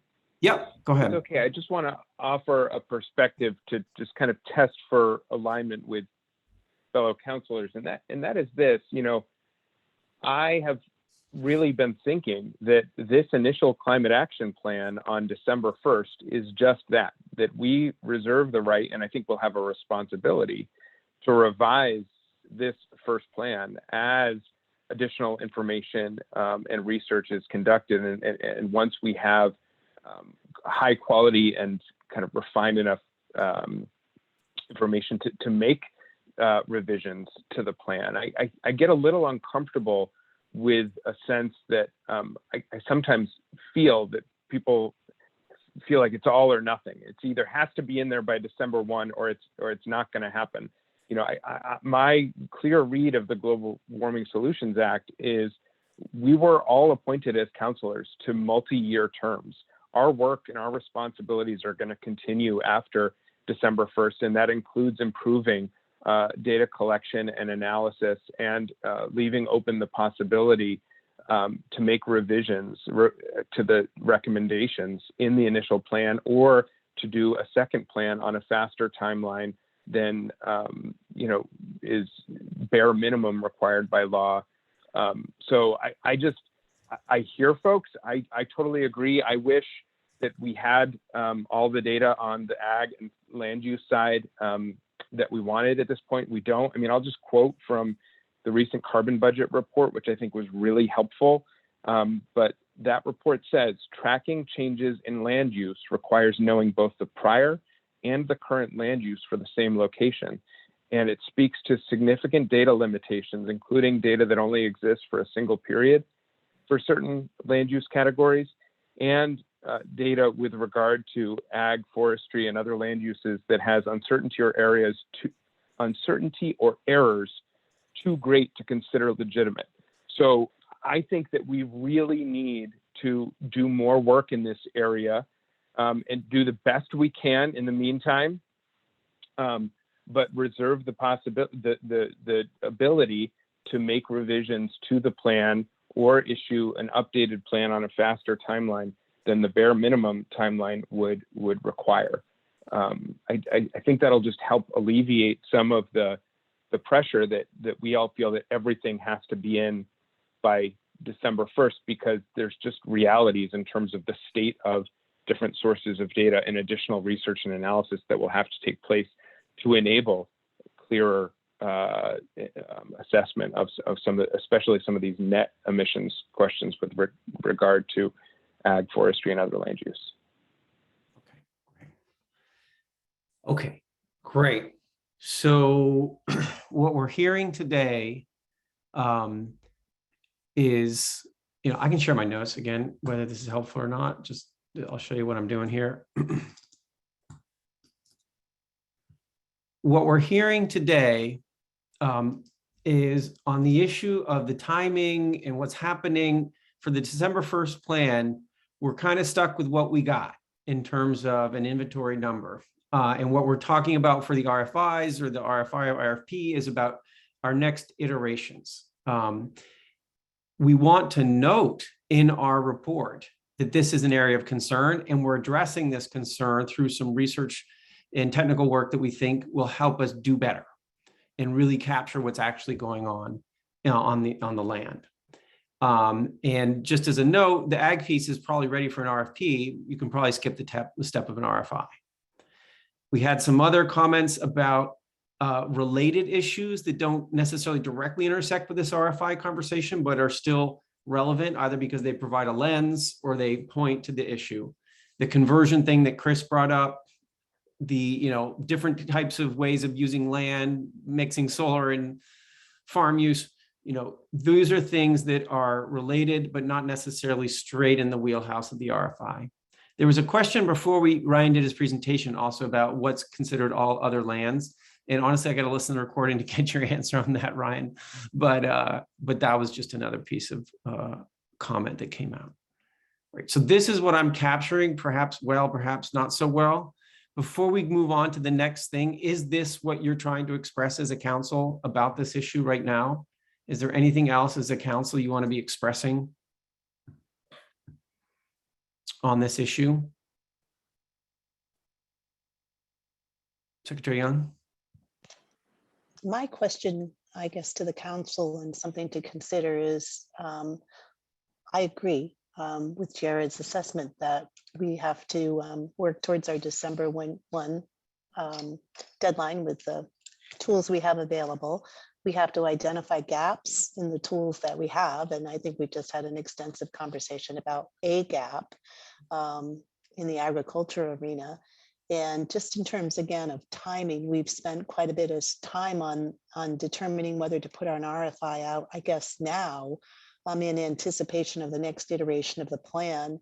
Should that be a conversation we have after we've identified other gaps in our toolkit, and then really take a look at here's where spending our money on another contractor or putting out an RFI is really going to make the biggest difference. And maybe it's across all 5 or 10 or whatever number of gaps we find at the end of the day. Or do we want to do this piecemeal? I'm agnostic on that, except we're trying to move forward with drafting a plan with the tools we have now. Also talking about tools we'll need after December 1. Just the best use of our time and resources at this point. I wonder, and to Secretary Young's question, for those of you in science and data, like if you're thinking about data gaps and priority uses of effort, is this really rising up to the #1 priority use, of additional research and technical effort in terms of data? Just to be responsive to Secretary Young's question. Yeah, I guess at the risk of speaking on behalf of the subcommittee, this is Jared, I would just say, I think clearly our actions to date, our recommendations to date have identified upstream and life cycle GHG emissions analysis with regard to energy use within Vermont, and this question that we've just been talking about as 2 major data gaps. I wouldn't want to suggest, though, that those are the only gaps that will emerge as we continue our work. I mean, I think that, for instance, we just had a kickoff meeting last week of the measurement and assessment task group in terms of measuring and assessing progress of towards the statutory goals and implementation of the cap. So I think other things could emerge, but I guess for the ones that we know exist now, I'd rather start moving them forward as soon as possible, and then hold open the opportunity that additional gaps may need to be lifted up and additional research and analysis may need to be conducted as we go. Okay. All right. Okay. So therefore, are we okay as a council going forward with this pathway that's been suggested, right? This pathway as laid out in the document that Jared linked to in the chat, using the 2 research things that we're asking to do with all the good reasons that Ryan laid out there in his presentation. Rich? The answer from me would be yes. I agree with Suzanne Young's observation that we shouldn't just totally piecemeal these, added tasks. But on the other hand, this is an obvious one, and I see no reason to wait in concluding that this is a gap that we would like to fill. Right. Okay. Thanks, Rich. So again, I just want to make sure we have a clear sort of sense coming out of this meeting right now. This is where you want to send the counselors. You want to send the group this way, proceeding as we've been discussing today. Liz? Yeah, and I want to make sure we don't lose possibly another action item for the council. Are we also confirming our strong and hopefully, fully in agreement consensus that the first 5 recommendations of the Science and Data Subcommittee on this for what we do implement for December 1 are what we're doing? I think it's implied in our conversation, but I don't know that I've heard that affirmatively. And I know we deferred it from last time. I think overall we had a sense we were in a good way, but I don't want to lose that. Thanks, Liz. Yeah, I'm glad you made that explicit. Yes, that's what we're doing. That full document that's in the chat that we talked about, which include the top 5 and then the 2 pieces of additional research we're trying to do. That's what I'm asking you right now, if that document is the pathway you want to take as a council. Is there any way we could share those 5, could share the screen to just look at those 5 recommendations one last time? Sure.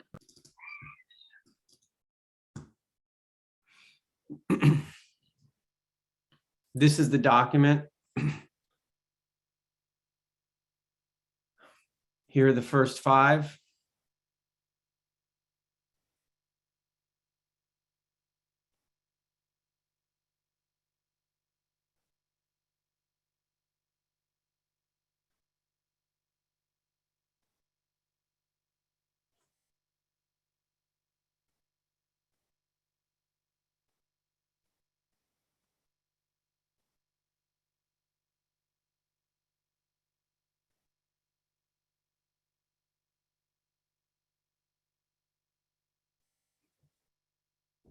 All right.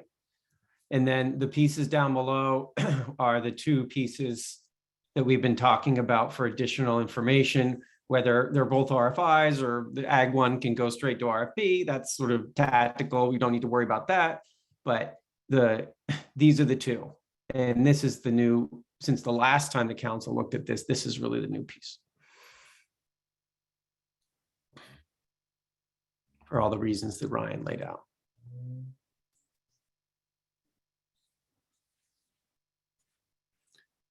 All right. Abby, you good with that? I think we had really been trying to get something a little more specific in how the greenhouse gas inventory was going to be updated, but I think we're good. Okay. Okay. And as the notes from this meeting say, for this meeting notes, we're saying it's important that we mention this in our plan, that we are doing this work because we have these concerns. Okay. All right. Are there any concerns from others or any other concerns or issues we need to deal with before saying yes to this document as our pathway on this issue together with the notes from today? Abby? Sorry, the one last thing I would say is I didn't read it completely, but I would like something to be put in there regarding the RFI going to Agriculture and Ecosystem Subcommittee in regards to the agricultural component. I think it's, as it's written, it states that it will go to Science and Data, and to avoid another situation like this, I'd appreciate it if it could come to us as well. Thanks. Great. That I'm just adding right into the notes for today. So that seems like a no-brainer, but if there's a concern with that, other counselors jump up right now and shout it out.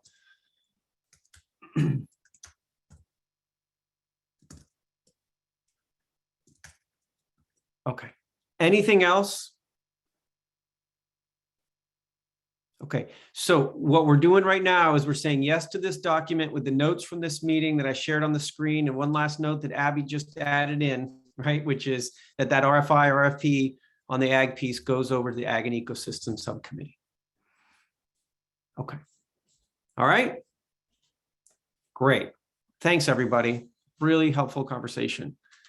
Okay, so the next piece on our agenda is to go through a set of documents, which is text that's being drafted already for the front end of our climate action plan. And Jane's going to give us an overview about what's going on here and what we're trying to do. And then I'm happy to also frame up what we're trying to do as a council today and where this fits in the process. So Jane and I can tag team on that as necessary. But Jane, why don't you go ahead and lay out what's going on here in all these documents that have been sitting up there for the last week for your review as a council. Okay, afternoon, everybody. I hope you're all well. I'm going to just lay out the process really briefly around these documents, and then let David take over and guide you through any questions, comments, or issues that you'd like to elevate up.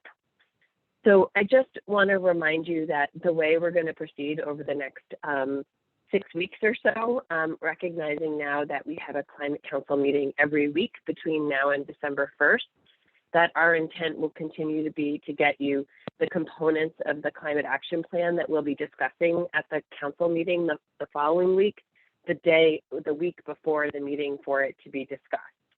So all of those have been flagged through a detailed timeline, recognizing that we've added 3 additional climate council meetings, next week being the most recent one to be added, that we now have no weeks off. I've made some adjustments to the schedule, recognizing this additional time that we now have. And the steering committee on Thursday of this week is having a special meeting to approve in concept the timeline that we have laid out with respect to how the climate action plan components will come out to you, what the flow of those meetings will look like, and then have a conversation at the steering committee around a strategy for how we really review and digest the sort of substantive nature of all the documents and components of the work for the climate action plan that are coming out to the council. But for right now, the 4 components that are up online right now have been there since last Tuesday. We flagged them for you at the end of the last council meeting that they were up already and ready to review. The expectation is that any written comments on council climate action plan documents will be received by Marianne and I the morning or anytime the morning of the council meeting where they will be discussed, so that written comments come in and then we can voice any substantive comments at the meeting itself. And councilors will be responsible if they flagged some of those substantive comments in writing to us ahead of time, to also elevate those issues in the chat or in voice at the meeting as we're discussing them. Once we have that substantive conversation and written comments, those revised documents will be posted the following week with the new documents getting posted for your review and update. All of those meetings will be sort of centered around, in the coming weeks, centered around the substantive components of the climate action plan that are being reviewed. And again, just like I said, if you're interested in sort of seeing that flow, if not participating in the steering committee meeting this week, I anticipate and hope that the documents that propose the schedule for the next few weeks will be posted with that for that meeting today, and then any revisions to that will be made on Thursday as well. So just briefly, a reminder, the other kind of components that are constantly kind of evolving right now, we do have a councilor task lead group coming out of the 5 subcommittees considering the climate action plan outline and thinking about and making real-time adjustments associated with it in order to better reflect the work and breaking down of the silos for the subcommittees as we tell the sort of compelling story for the climate action plan in and of itself. That revised cap will also go up with the timeline document for the steering committee this week. It's on the website now. Marion does a great job of continually revising on the resource page of the climate change website, the document linked to the climate action plan outline, but we'll speak through that after another meeting with those counselor leads from each of the 5 subcommittees tomorrow. We'll speak to that document, the most current update of the climate action plan outline, as well as the timeline with the steering committee on Thursday. So again, just nothing is really changing in the actual framework of the climate action plan, in that we still have 3 sections that really build the case for why action is needed, which is that introduction section that has a number of different components in it. The meat of the climate action plan is really where the pathways, strategies, and actions, each having its own framing, building case for why action is needed in the center of the climate action plan. And then the area that we're still sort of refining what it will really look like in the final climate action plan is that framing the implementation section, which will speak that implementing Vermont's climate action plan will really be where you'll speak to where legislative action is needed, rulemaking, funding, and the details of how we do that are being discussed by that cross-cutting task lead group from that I referred to. So today, we're really going to focus on 4 components of the climate action plan in the introduction section. So not really any substantive actions, but really, again, building the case for why and setting us up for how we'll start to digest all the pathway strategies and actions in their final form over the course of the next few weeks. So the 4 sections that you've had access to for the week that we'll discuss now and hear any concerns about are specific around the section on Vermont's climate action plan requirement and goals. This is largely lifted from the GWSA, but the section on goals is really specific to the Rural Resilience and Adaptation Subcommittee and the goals that they adopted. Hold on, of course, my AirPods are dying.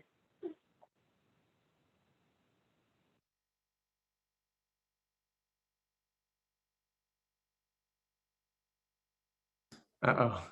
Well, Jane sorts that out. I can tag team in with her. And I'll take advantage of answering Liz's question, which is, if you want to provide written comments, they need to come in before the meeting. If you have something you want to bring up, it's okay to bring it up in the meeting. Even if you didn't flag it ahead of time. We would greatly appreciate you flagging those substantive issues ahead of time so we can plan accordingly. But this is not a requirement that somehow you have to provide in written comment. The key is that comment should come in before we have the conversation and not after. And only to Jane and Marion. And only to Jane and Marion, yeah, because of the issues we run into trouble with, what's a meeting, what's not a meeting. I think, unless Jane, you have a on this. No, Zoom continues to plague me. I feel like Zoom and I will have a love-hate relationship forever. But sorry, yes, Liz, they should come into us recognizing that Marion and I are not the key drafters on all these sections. The people who have been the lead drafters will consolidate that feedback and provide it to the right people to make those revisions. That was the question. So yeah. And Secretary Young, do you have a question now before I continue to go through? I do. Thank you. And it was the kind of Liz's question as well as how. I mean, I have some, I had some comments on the first section. Actually, I had some proposed revisions, and I don't think that I can edit the document. So am I supposed to, or is a counselor who has a specific concern or actually has a specific recommendation for different wording or addition to the existing language supposed to rewrite it? Or can they edit a document and send it, the Yeah, document? thank you.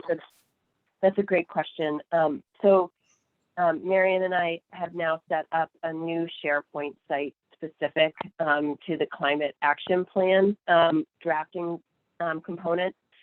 And on Friday of last week, you will have seen an email that I sent out that included a very detailed CAP drafting process that was intended first and foremost to give guidance to the different components of counselors and subcommittees who are drafting different sections of the climate action plan around that detailed guidance around fonts, around spacing, around formatting, around how pathway strategies and actions will look in the climate action plan, intended to give guidance on how long different sections should be and to what level of detail.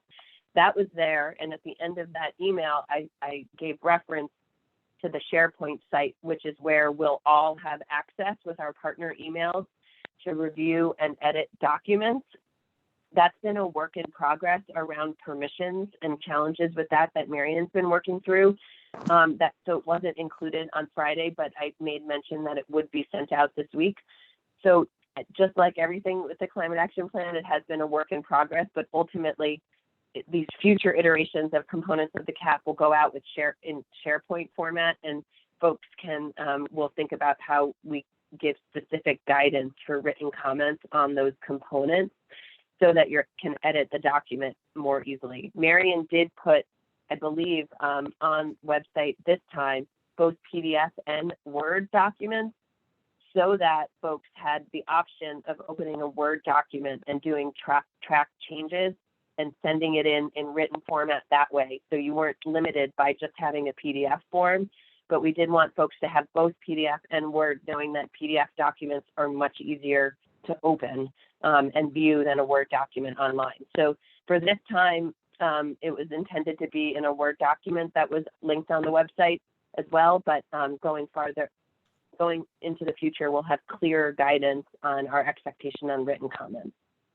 And then with just one follow-up question, if I may, our confirmation, because I think we had this conversation now a couple of weeks ago, that this is not a speak now or forever hold your peace moment, that we're going to have a comprehensive climate action plan that every counselor is going to have an opportunity to review as a whole and to deliberate around at the end of this journey. That again, just trying to avoid sort of piecemeal. I mean, we've got to see it all together and at some point and still have the opportunity to respond and comment.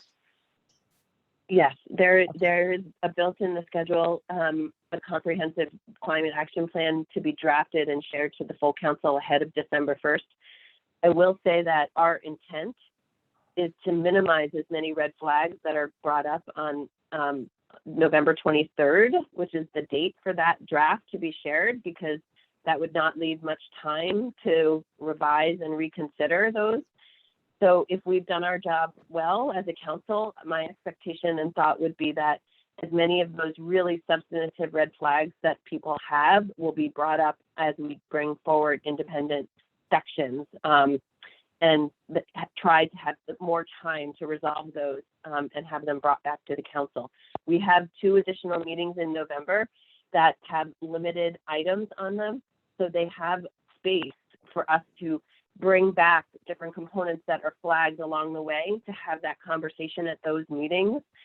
And so, yes, of course, there'll be a comprehensive draft for people to review and digest, but as much as we can pull together and reflect along the way, I think we'll have a much better job when it comes to a much easier job when it comes to December 1st.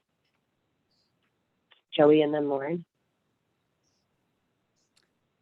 Thanks, Jane, and appreciating the clarification that came from Secretary Young's question. Well, a couple of things. Just as a reminder, I mean, the initial plan is we're going to put together an initial plan for December 1st, and then that plan is also going to go out for public comment. So it's not even functionally like the last word on the entire thing. But ultimately, we want to deliver a really good project by December 1st as an initial foot forward, of course. I also just wanted to two things related to sending comments. I get that we want to, keep it fairly tight, but I do think it's important to submit those comments to either the subcommittee co-chairs or in the cross sector to the task leads. I think that'd be very helpful and important to like get those comments out there. So I'm hoping we can do that. And then secondly, just inviting again, feedback as soon as possible. I welcome that feedback. I think Gina and I related to the transportation recommendations. So questions and comments and anything that we can do, early on before we get to, as we continue to refine that would be immensely helpful. Thanks. Yeah. Can I'd like to respond to Joey real quick and then ask Lauren if her comments germane now, if I could just talk through the last 3 points, because I'd love to have a full conversation with like the screen share stopped. So just real quick, thank you, Lauren. Real quick, Joey, I do just want to say I appreciate that, and we should have a conversation for ease of just coordination of who's drafting what section and what component. I will still strongly push back and say I think everything should come to Marion and I with the expectation that her and I know who's drafted every section and will, as soon as possible, turn around those comments to send out to the task leads and subcommittee members, knowing that the comments are intended for the drafters, not for us. It's just a matter of organization and the fact that ultimately we're going to need to be really doing a good job in showing and demonstrating what the comments were and how we responded to them or didn't in our edits and revisions to the documents. So I just say that. And then briefly, in addition to the action plan requirements and goals, the 3 other sections that you'll have up on the website, and I should have said, Marion and I took the lead on drafting these sections, recognizing that building equity into the climate action plan also had substance. It was largely a just transition summary of the guiding principles and scoring rubric, and we put the beginning introduction component onto that document. And then the relationship between the CAP and the CEP, TJ Poore took the lead on drafting. And so I think that in general, the 4 components as presented here are self-explanatory in what they're trying to do. The foundational criteria are the definitions and discussion around prioritization, which we had as a council last week. The building equity into the CAP is, as I said, is the summary of the guiding principles and scoring rubric with an intro section around the component of the work that we've as a council have held space for equity, thought about it as an organizational component, and then put out for how we do public engagement. That was written up for this. And then the last one is just that, or the relationship between the CAP and the CEP. So I'm going to stop sharing and go to Lauren's comment, and then David can orient us to how we should frame this conversation. Jane, I was going to say before you stop sharing, my comment was just on the wording of the slide prior, if you wouldn't mind sharing that.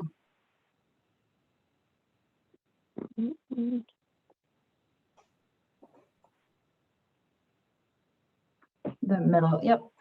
So under the pathways, just to make sure that we're following along with the Global Warming Solutions Act as best we can, based on what's going to be captured under each of those pathways, I'd recommend that we change number 2 from mitigation to emissions reduction. That number 3 say adaptation and resilience, because right now adaptation is lost within resilience. And just that we make those 2 changes to better reflect what's going to be captured under each of the pathways. Those are great suggestions. Thanks, Lauren. Following that, should number 4 be mitigation or mitigation, sequestration, and storage? Or no?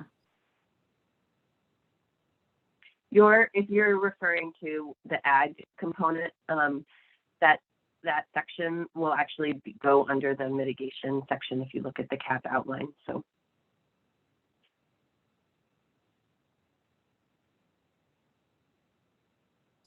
Okay. All right. Joey, is that an old hand or a new hand?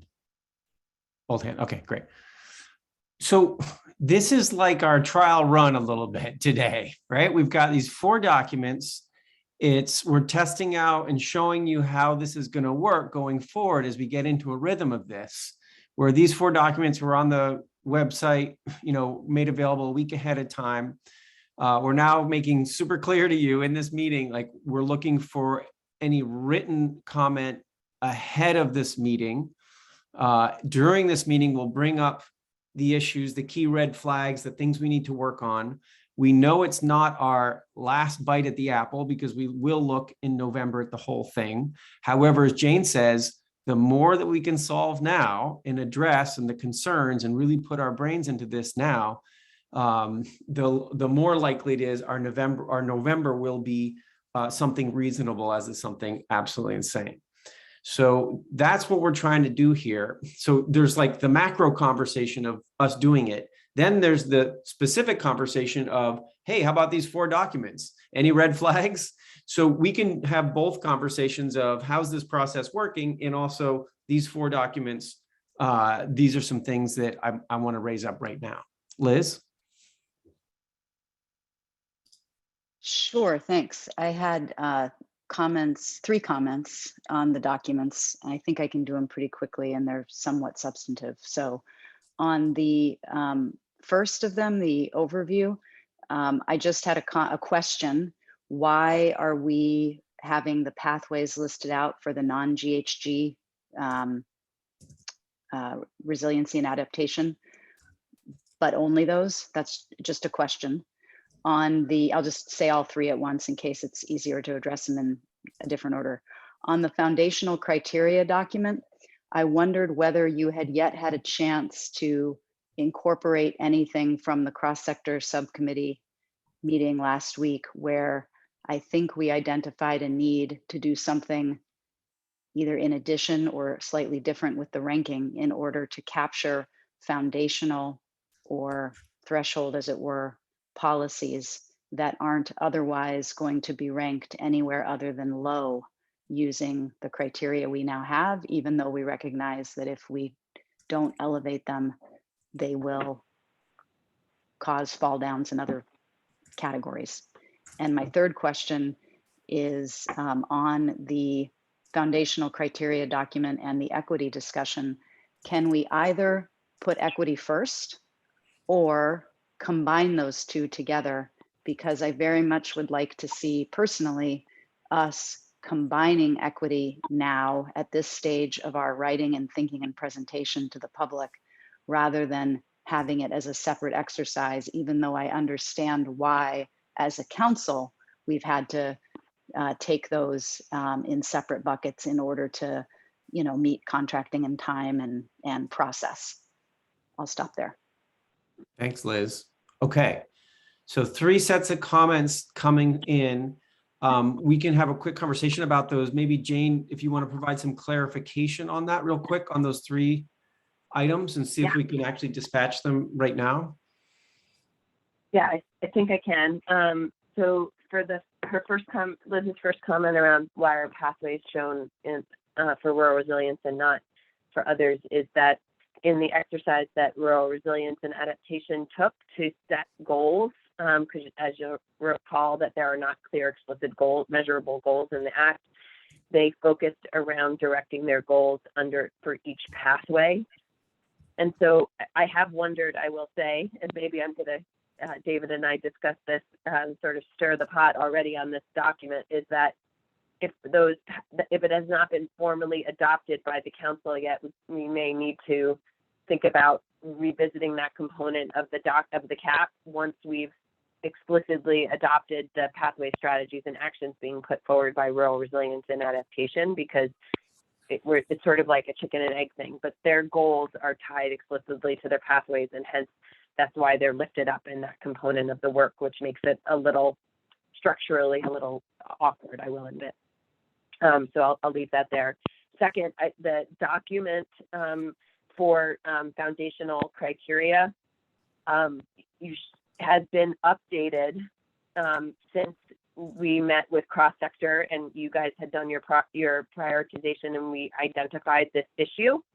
I revised the foundational criteria based on the conversation there, used that when we met with Ag and Ecosystems and Rural Resilience the next day, and believe that Marion updated the document online, which at the end of last week, to reflect those changes around enabling actions and how they might lift up as a high priority action, even though they and of themselves are not a high priority, but they're the single pathway to meet a high priority action in another space. So hopefully it's reflected in the document online.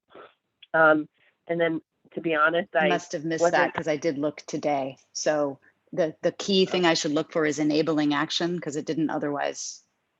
You'll see it in the high, medium, and low for impact under mitigation at the top for impact, for the impact definition in the mitigation space. There's now two new sentences at the end for high, medium, and low that speaks to enabling actions. Okay, not on the version I just downloaded, but I'm sure I can find it.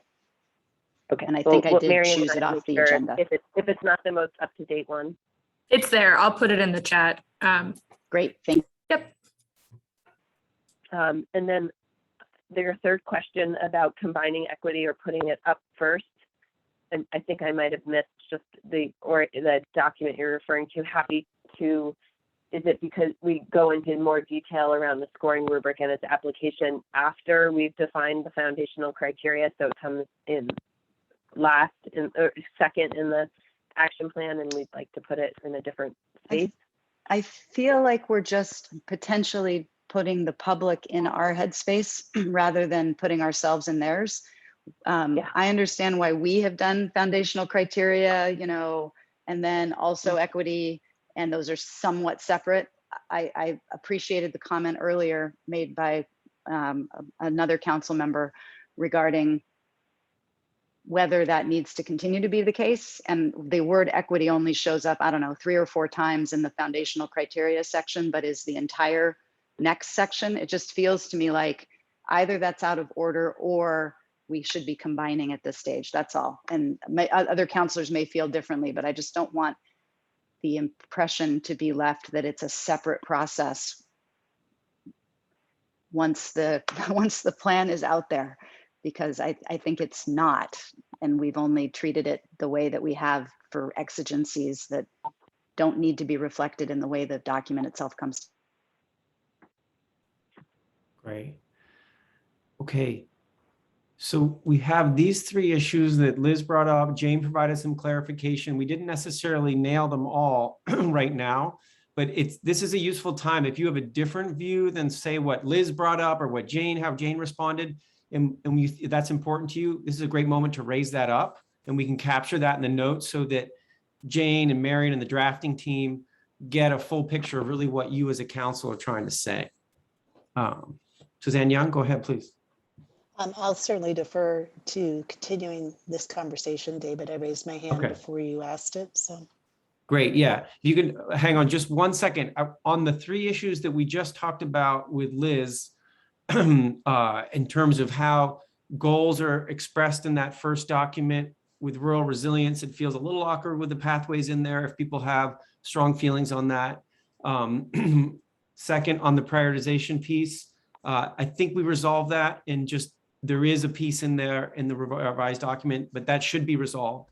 And then the question about how equity fits in like the flow of the document, and that it shouldn't be an artifact of our sort of messy process of how things happen, but instead a more artful flow where equity is correctly prominent in that from the get-go. So if folks have any more thoughts on that beyond what's just been discussed between Liz and Jane, now's a great time to bring those up.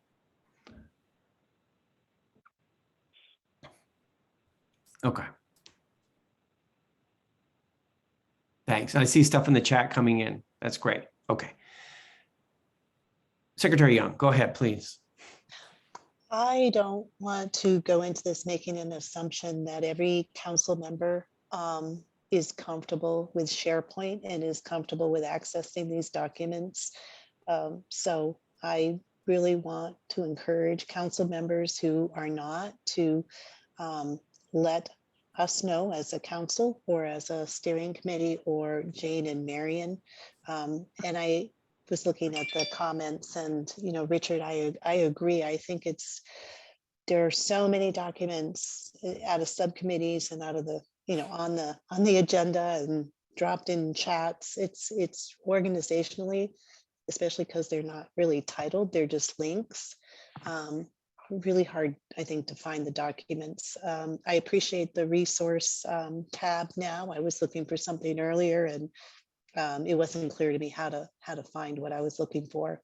So again, I think in fairness to all council members, we've got to have a process that's understandable and easily accessible, and that we all are comfortable with working through. I will just leave it at that. I will say that in the first section with the background, I do have some suggestions for more clarity. I think that there are, especially around what the act requires and what the ramifications of not acting are. And I'm certainly happy to put some edits into that Word document and send it to whoever wants it. And I think they'll be self-explanatory. Great. Okay. Thanks. Can I just want to offer, so the SharePoint doc will be easiest for tracking multiple edits, but we're happy to support also continuing to put up Word documents for people who prefer to send in documents directly to Marion and I via track changes. And Marion has also graciously offered to have any kind of a training, a website document training for people if needed, so that we're all working off the same thing. But the documents that are posted online are titled by the sections of the CAP outline. That is also a document online that links to the drafters.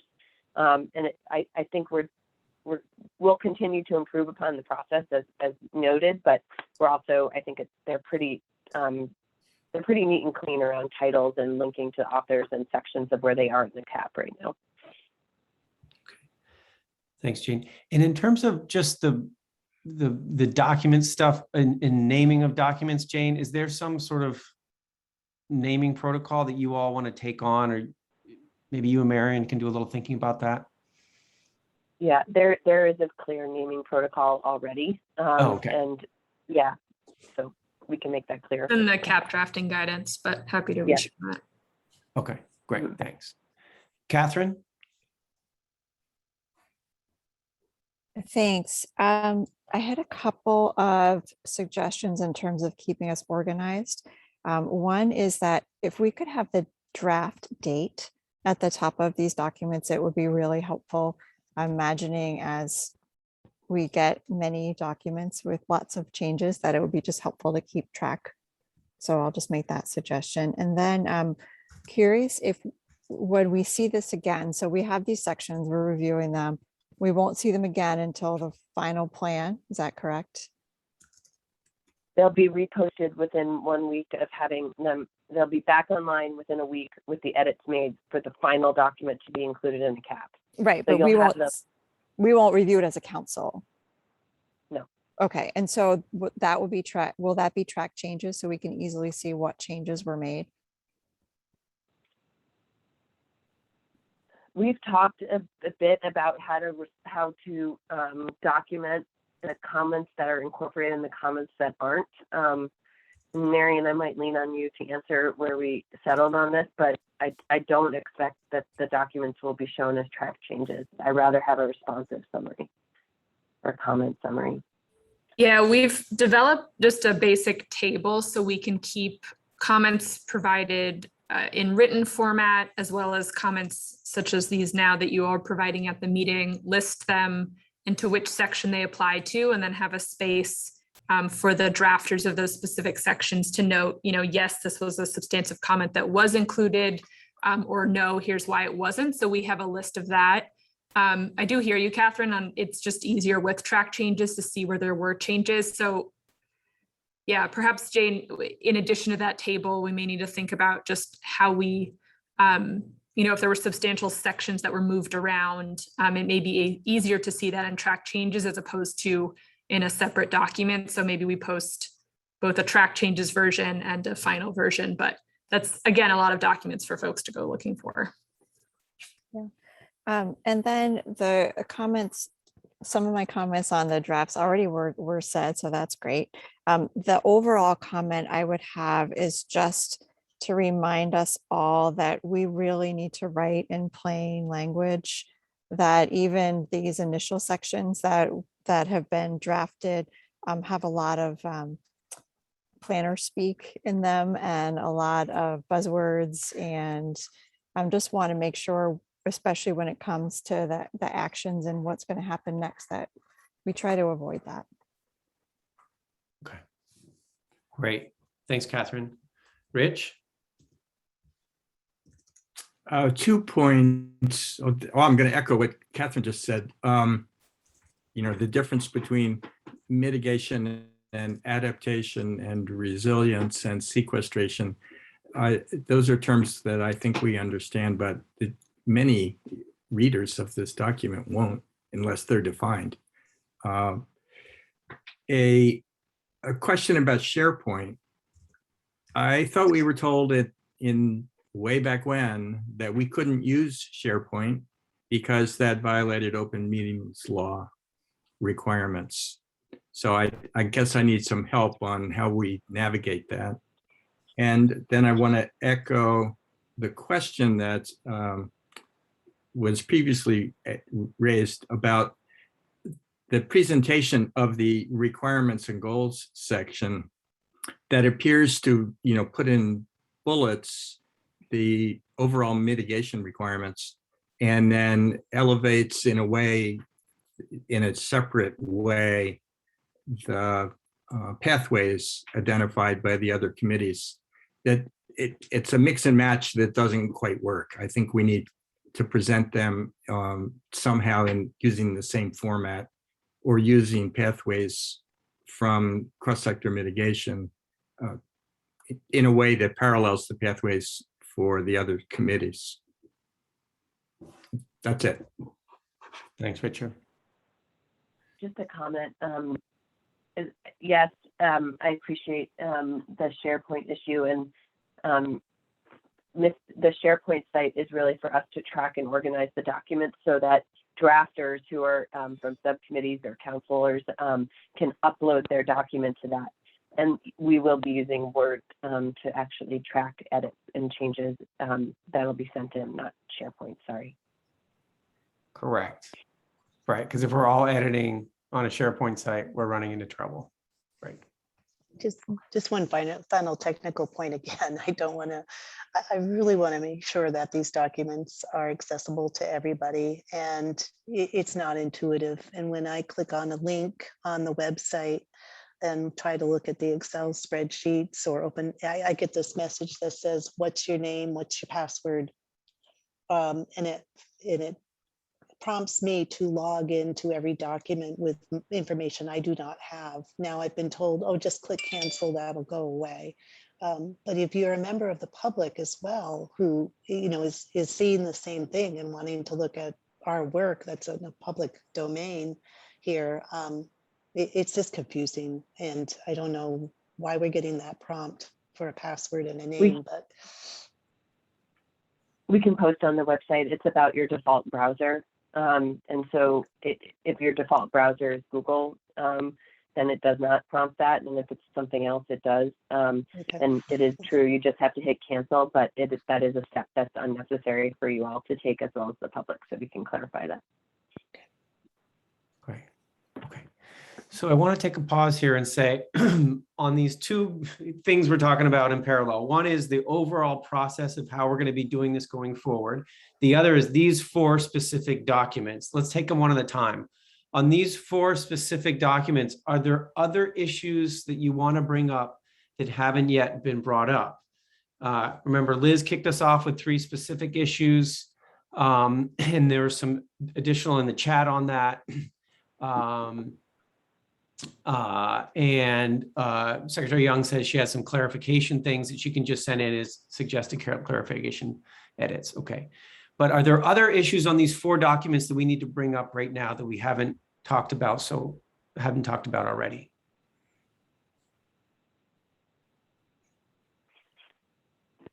Okay. Great. Abby, yeah? Just wanting to elevate Gina's question about how will conflicting comments be reconciled. That does seem like a pretty important thing for us to understand how it's working, and I'm not sure that we covered that. Apologies if we already did, but I just wanted to call that out. Awesome. So hang on a second. So on the specific 4 documents, it sounds like we captured our comments that we had for today. Now Abby brings us over to the next piece, which is like the overall process and how that's going to work. And in the overall process on conflicting comments, as Jane puts in the chat, right, things that are coming in that are just conflicting, those are what get elevated up to this space, to you all as a council, to say, hey, we had this stuff come in on the one side, folks were saying this, and the other side said this. This is where we as a task group are coming in, or drafting group, but we need to have a conversation because our comments are coming in and they're not all saying the same thing. So that's the game plan, is those kinds of conflicting comments get risen up to this space. Right. And I heard from Marion as well, a pretty detailed way to track comments coming in and how drafting teams are reacting to those comments as a way of making sure that that's being clear and transparent for everybody. Okay. So on this other issue of how all the process and how it's going to work, we talked about, trying to be as tidy and orderly as possible with our systems and having them make sense, right? In SharePoint, hopefully this is going to work for folks, but it isn't. We're going to continue to have documents that you can edit, right? We talked about being plain language. We talked about this isn't, when you look at something, it's not the very last time, because we will look at a consolidated plan in November. However, it's a really good time to start to lift up the issues of concern. Okay. All right. So on the overall process, any other things we need to say right now in feedback to everybody?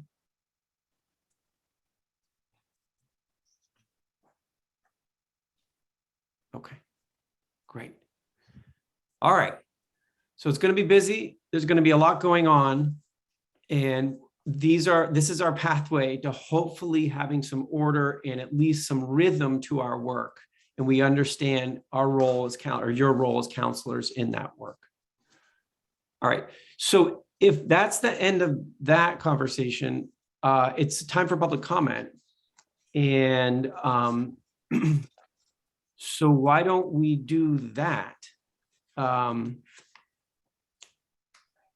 I welcome folks to raise your hands just in the way Kimberly and George just did. That way we get a sense of how many folks are interested in commenting.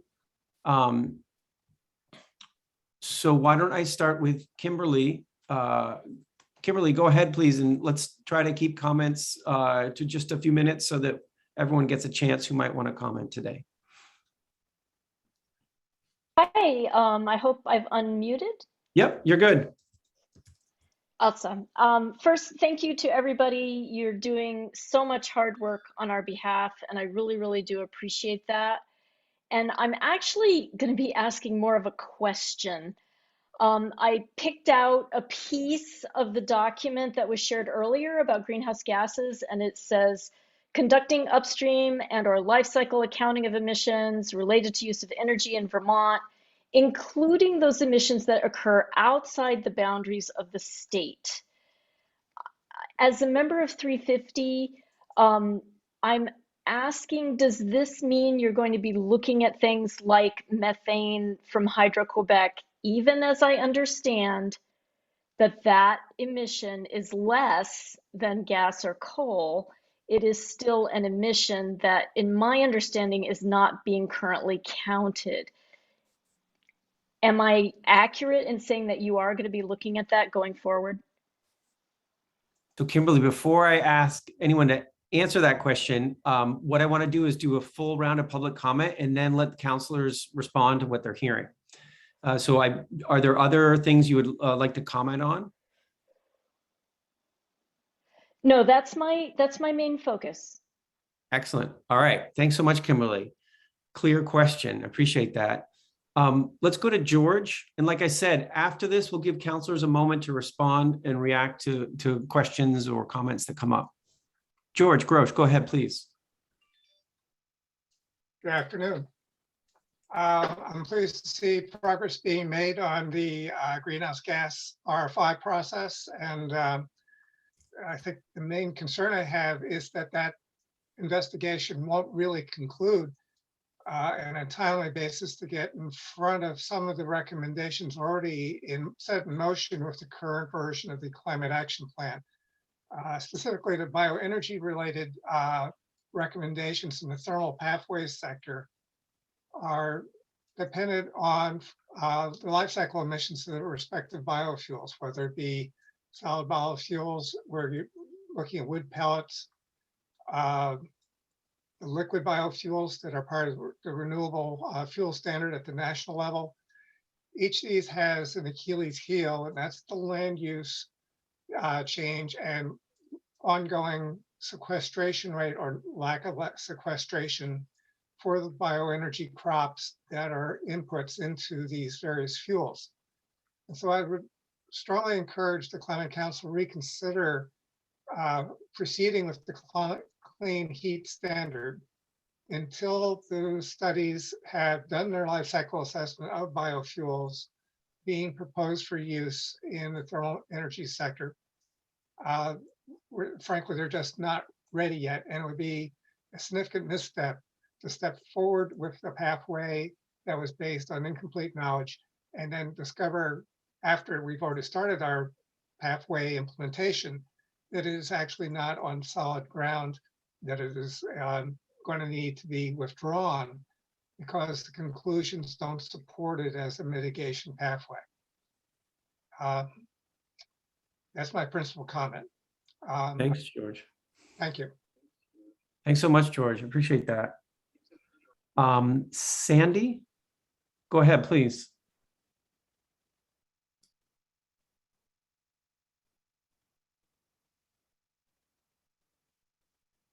Sandy, if you're trying to speak, you're on mute. Sandy Hennenberger. There you go. I will echo that this is my first time on. I'm from 350 also, and I am impressed by your organization. However, I'm echoing the idea that we need to have accurate accounting, the amount of greenhouse gases that Vermont produces from which sources.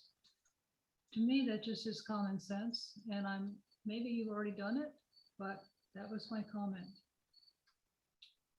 Thanks so much, Sandy. I appreciate that. Next up I see is Chris. Chris Mai. Hi, everyone. This is Chris May. I'm a Burlington resident, also with 350, and would just like to echo the questions and perspective that Sandy and Kimberly just shared, looking for accurate, transparent accounting of all emissions, whether they occur out of state from both fracking and hydroelectricity. So I would love to hear response from the council, and thank you for the opportunity to provide comment. Thanks, Chris. Appreciate that. Ben, go ahead, please. Thanks. This is a quick comment. It's actually really on the process of the procedure that you're talking about. This is really dating myself now, but I was the chair of the Planning and Measurement Subcommittee of the Thermal Efficiency Task Force, which Liz Miller and probably a few other folks will remember fondly.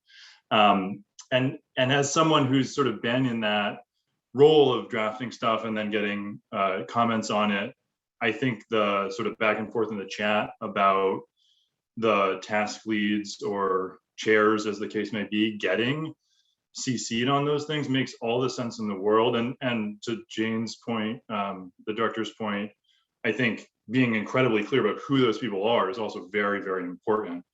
But it sounds like everything's going to be on a very tight turnaround, and a difference of a few hours or a day in somebody getting comments, I think could be impactful based on my own experience in terms of how you're going to be able to actually deal with those comments in these meetings, which you obviously don't have as much time as you would like for. Anyway, thank you for taking a moment. Thanks, Ben. Appreciate those comments. Okay. Anybody else with us today who's been observing our meeting who would like to make a comment?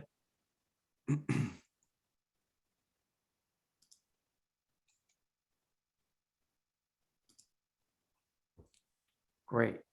Okay.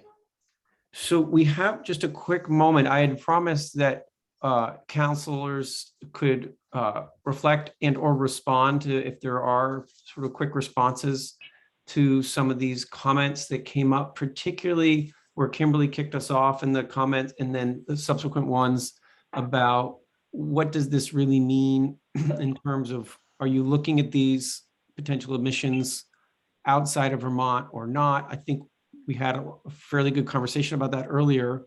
Perhaps there's anything else that counselors want to say about that before we finish our meeting? Jared, are you trying to unmute there? Yeah, can you hear me, David? Yep. Yeah, in response to Kimberly's good question and the others along those same lines, you know, I would say that is certainly the intent of this request for information, is to surface the questions related to how we would conduct either an upstream and or a life cycle accounting. I think that as a starting point, it will be important for us to be very clear on the definitions of what we mean by upstream and or life cycle, because there are or can be subtle differences in interpretation about what those words mean. And each of those words appear in different places in related statute. But yes, the intent is certainly to be able to do an upstream and or a life cycle accounting of the emissions that occur outside the boundaries of the state related to our energy use in Vermont. And I want to underline that that is all energy use, not just electricity, which I think is probably going to be one of the more difficult sectors to do that upstream or life cycle analysis around, given how we assess different renewable energy credits or in our system.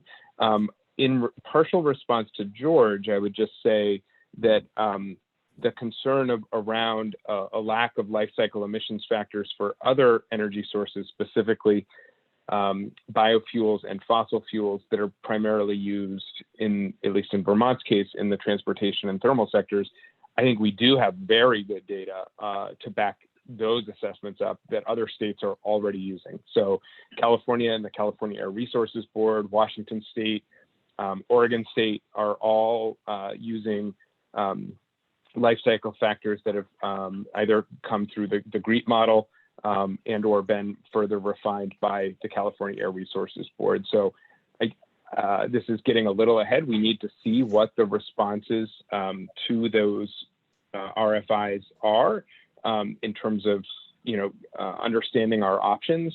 But I would say that I think there's going to be more work needed on the electricity side. Certainly the intent to understand that.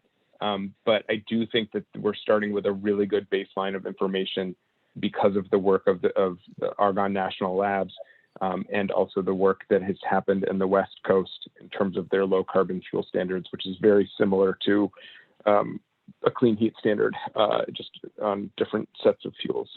Thanks. Thanks, Jared. Okay. Any other quick reflections from counselors before we wrap up today? Great. And thanks, Kimberly, for the note in the chat. Okay. All right. So next steps.